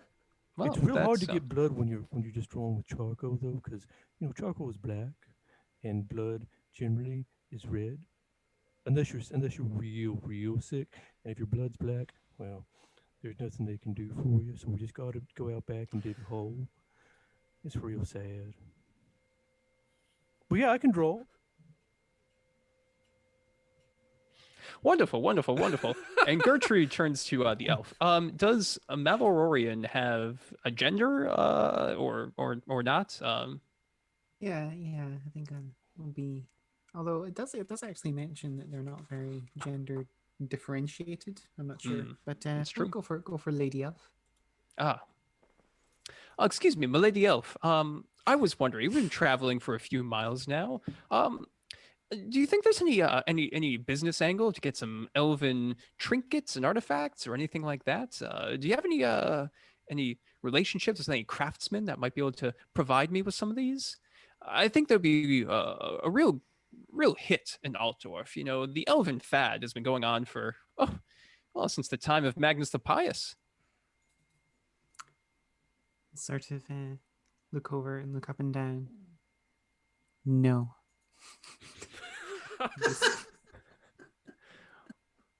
Well, if you ever find anything, remember, Gertrude's always interested. Is it Gertrude, what is that? closer to? As you're getting closer to the inn, it is now kind of getting towards the evening time. And you notice that the gates to the coach, the Coach house. yard, I suppose you'd call it. I can't remember what it's called now. Bit where they keep the coaches. Yeah, The horse. it'll be a yard. Yeah. Actually, the gates start to open, and the coach comes screaming out of the well, not screaming. It's starting to gather up pace as it's kind of leaving the coaching, and It's a case of Dex or coming- die, is it? it's coming straight towards you. Oh no, it's coming straight from my mule and cart. Quick, what's the name of my mule? What's a good mule name, everyone? Jill. Jill, out of the way, Jill, out of the way, off the road. The drivers are screaming, "Get out the way! We're late! Get out the way!" at you, and you can tell that they are not going to stop. They are whipping the horses to try and get them going. The team of 2 horses at the front, a man on the top. As you quickly glance at it, you notice there is a nice big blunderbuss sat next to him, and it is gaining speed and coming towards you. I'm gonna get off the road because. Yeah, I'm getting off the road. Yep, me, Jill, and the cart are off the road. Yeah, Klaus is not going to turn back this tide by himself, so he will also jump off the road. So those of you who are on foot, so we will actually have our first bit of dice rolling now. We haven't spent all of our XP. It's fine. It's in theory. I say in theory because when I did this time, I did kill somebody. Oh, I'm so full of confidence. I am You'll inspired. probably be fine. There's only killed one person that one time. One time. That one other time I ran this game, it killed someone, but it's fine. It's 100% lethal so far, but you'll probably be okay. You'll be fine. Don't worry about it. As long as you've written in your doom thing, died by getting run over by a horse. Mine was killed by aristocracy, so. Ooh, mine is I can help one of you the with that. passengers. One of the passengers could be aristocracy. So Could be. Uh-oh. So what do we yes. do? Anyway, you need to make what we call an average dodge roll. So average means you get your dodge skill and you add 20 to it. Okay. We're rolling under? So you are rolling. Yes, there's percentile. So you're rolling under. Okay. What out? Dodge is based on, I'm guessing, agility. Dodge is based It on is agility. Yep. So take your And- agility score and add 20 to it. And Take your a, dodge score. and a 20. critical in this And game is a roll of 1. Is that correct? 0, 1, and 2. Oh, I got a 3. And a critical failure is 98, 99, and 100. Wait. Hold on now. Hold on. Wait. How do you roll a 0 if 2 zeros is 100 on 2d10? It's just what the book says. Yeah, I'm not sure if that's correct, We should- actually. we No, should maybe it go over says- that it next says- session, but yeah. Simple test D100. A automatic fail is a 96 to 100. So Is it 96 96? I thought it was higher than that. and 00. And a 01 to 05 is always a success. So that's the successes. That isn't what is for criticals. Criticals is if you roll a double at any area below your That's it, double, skill yeah. rank. So say if you've got a skill of 40, you would score a critical on a 11, 22, and 33. So yeah, I jump out of the way. I also jump out of the way. I also jump out of the way. I Same. jump out the way as well. Oh, wow. Excellent. Everybody jumped out of the way. Yeah. Yay! I was going to actually make Gertrude do a different test because you have Oh. a horse and cart. Is it a drive test? I was going to make you do a drive test if you Very have. So and again, I- it'll be an average one, so it's plus 20. I jumped out of the way, but does Jill in the cart get out of the way successfully? Shit. Okay. I failed. But it's, I guess, by 1 degree. I had a 60 for the test, and I got a 68 on the test. So that is not any level. Yeah. That is just a straight fail. So we have success levels and failure levels in the game, and that is every time the tens change.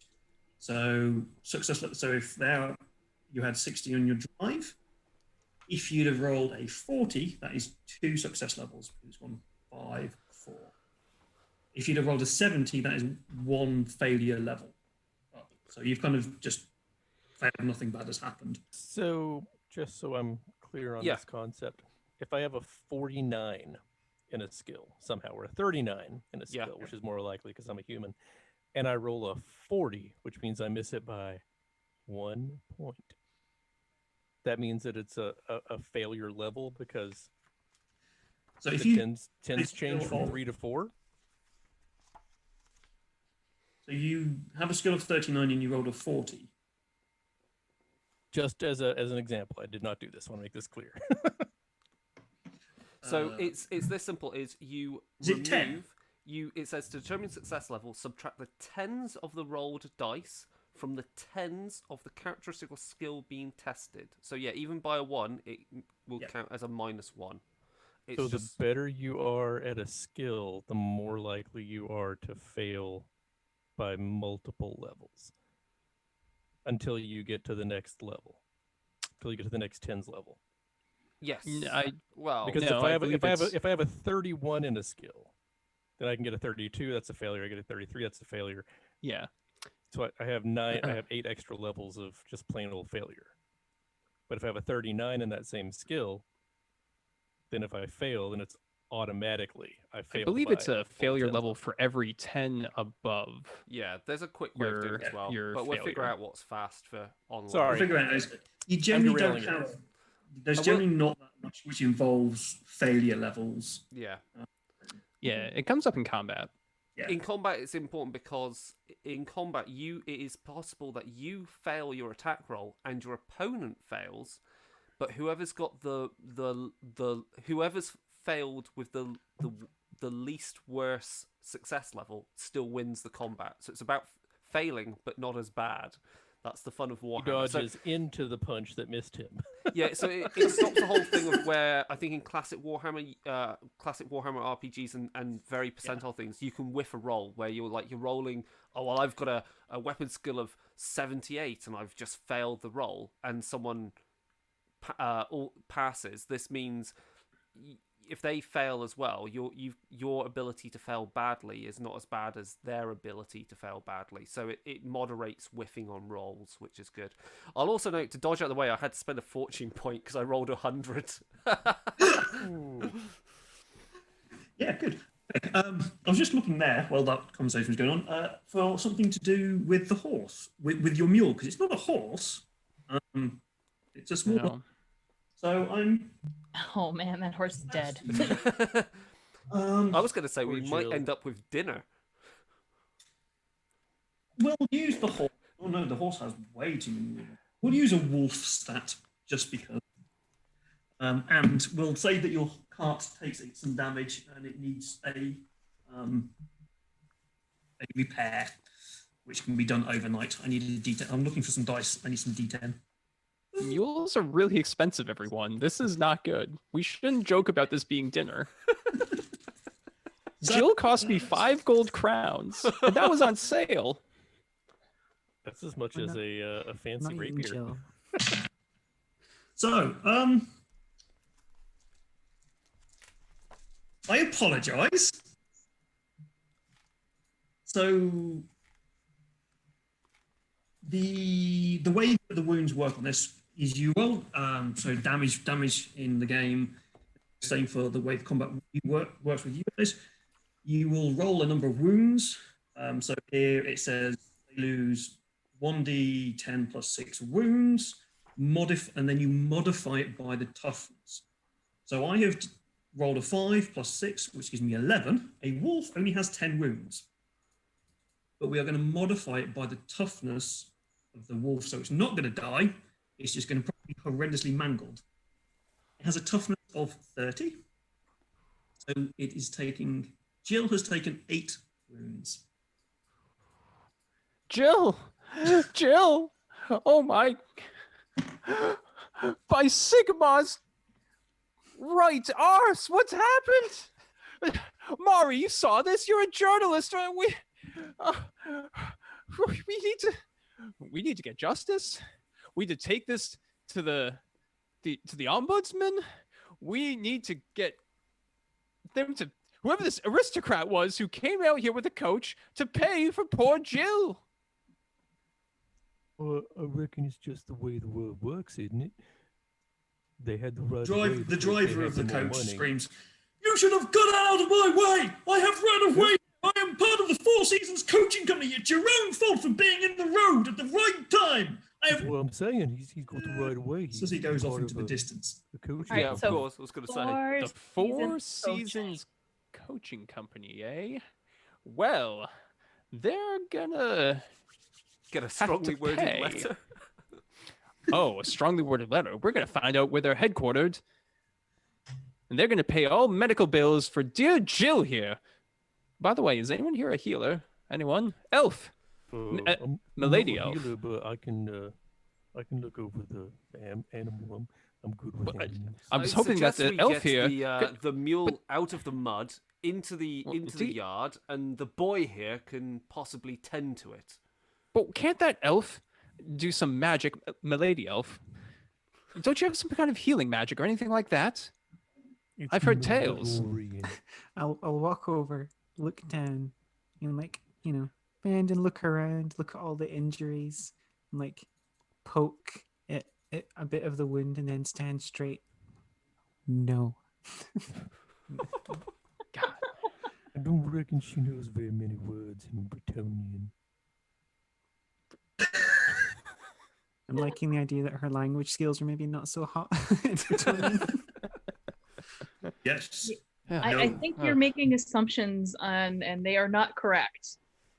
So let's get the horse I had to ask. stable so that the wound can get Yes. clean at the very Klaus, least. Klaus, you're a strong lad. Can you carry Jill? No, she weighs 2,000 pounds. I don't think you know how much a pound weighs. I've been pounded plenty. She weighs about 2,000 of them. Look, she just got a little injury Right. on her pastern here. She can still walk. She'll be fine. Klaus, here, give me a hand. We'll get her into the cart, and then the rest of us will just pull the cart. You're going to put into the the mule in the stable. cart. Yes, put the mule in the cart, Klaus. My God, these peasants. So if The guy you was an get hit in the aristocrat. head- if you want to put the mule in the cart, we'll do a strength test, Specifically but we'll do a addressing the combined human test, harassment so you'll get incident on help day one. from. There's the no police way he academy can is a lift a huge mule. step. Mule's It was weigh like great to hear that. 1,000 pounds. Are you out of your mind? And yeah, giving We're off just those props and holding pushing down it where we gotta into be the even-handed. cart, and then we're gonna Maybe pull the cart. it's a cart that can roll down like that. You Yeah. can just kind of roll it on. No, it's a mule cart, but I don't think that's what a mule cart does. Is the It's mule not a able cart to for a walk? mule. It's a cart that a mule pulls. Also, I'm gonna Mule look this able up. How to much is a mule? Mules weigh between 51 and 1,000 pounds. Good I lord, told you. One. That's Things rather are- small. big. I assume that's a baby mule.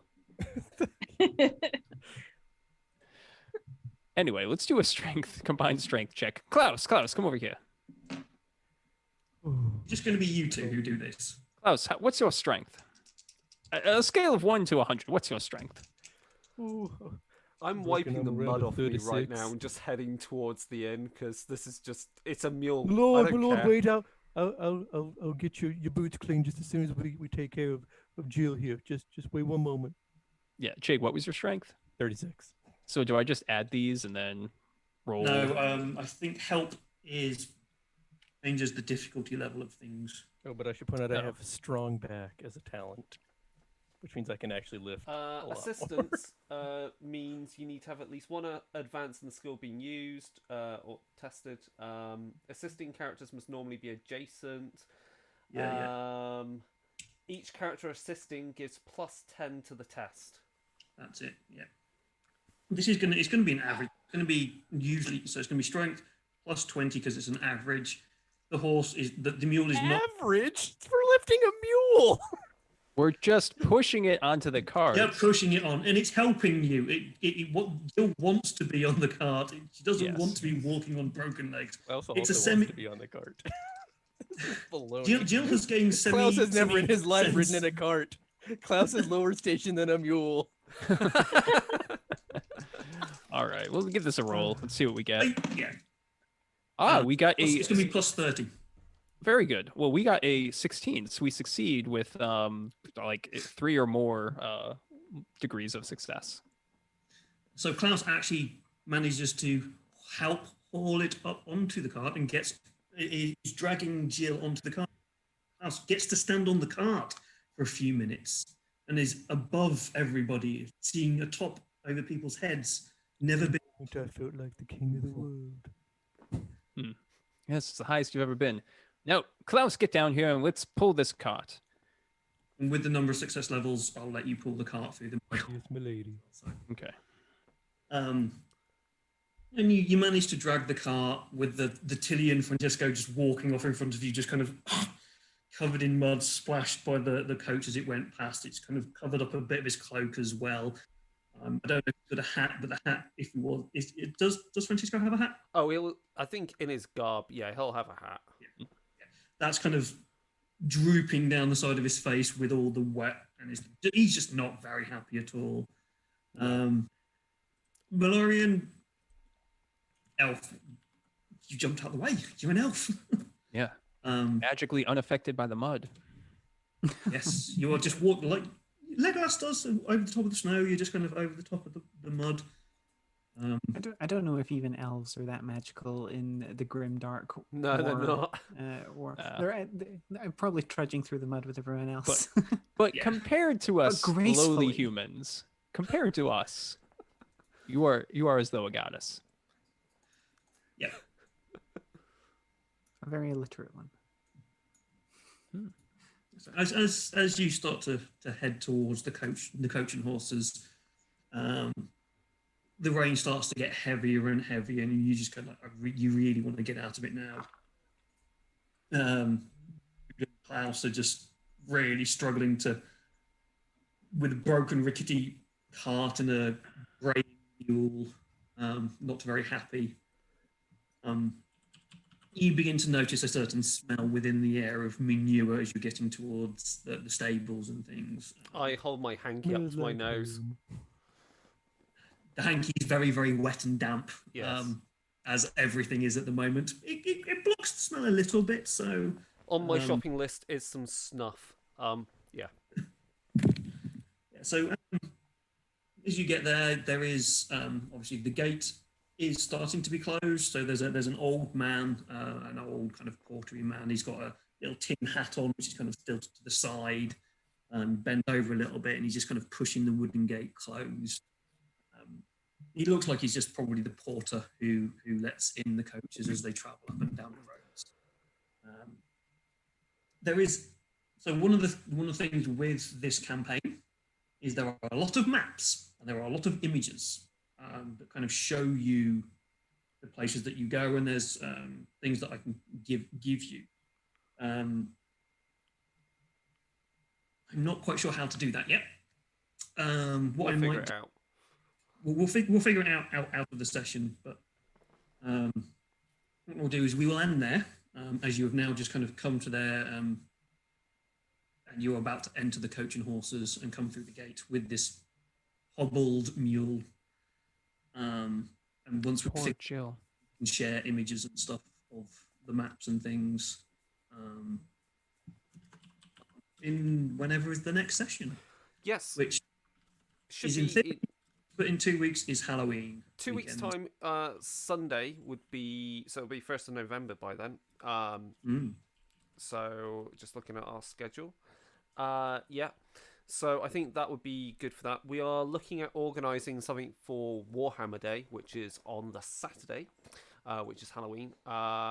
So we will see about whether we can organise something in time for that. That will mostly run on the Darker Days Radio Twitch. I'm thinking perhaps there's either a one-shot of like Age of Sigmar maybe, or a one-shot of Wrath and Glory if we can make characters very quickly for it. I'm planning a very tier 1 horror story for Wrath and Glory, just because as an excuse to write. Whether we run it, we'll see. But we are endeavouring to see if we can organise something for that. Obviously, if you're watching this, please support Darker Days Radio by going over to our Twitter at Darker Days Radio, Instagram, go to our Facebook, listen to our most recent episodes on the podcast. There are future episodes coming already for Dread Cassette, and I think for Darkhammer, we're going to talk about the Empire some more. So if you want to learn more about Warhammer and the old world, wait for that one. Obviously, if you are watching this, you may or may not be aware of our Wrath and Glory games. You can find all those episodes on Gehenna Gaming's YouTube. Obviously, there is plenty more content for Gehenna Gaming that you can find here, like the stuff we did the other weekend, which was for the Badana group for Save Against Fear. Or last night, I did Mork Borg, which was pretty dope. That's really dark. Yeah, it was really dark. Literally, Wes ended the session with literal blood on his face on camera. Wow. Okay, it was fake blood. But yeah, it was pretty heavy metal. Cool.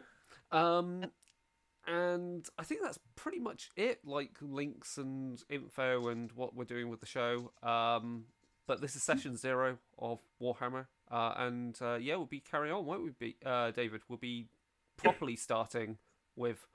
Yeah. This just kind of was a nice way to bring you all together. Yeah. Mm-hmm. Group. Excellent. So thank you again, David, for running. It's nice to have a break. It's a really good thing to actually have a break. And thank you everyone else for taking part, and we've got some crazy characters. It's gonna be great. Yeah. Okay. So that's the end for now. So we will leave you there, and we'll see you in 2 weeks' time. So goodbye for now. Bye.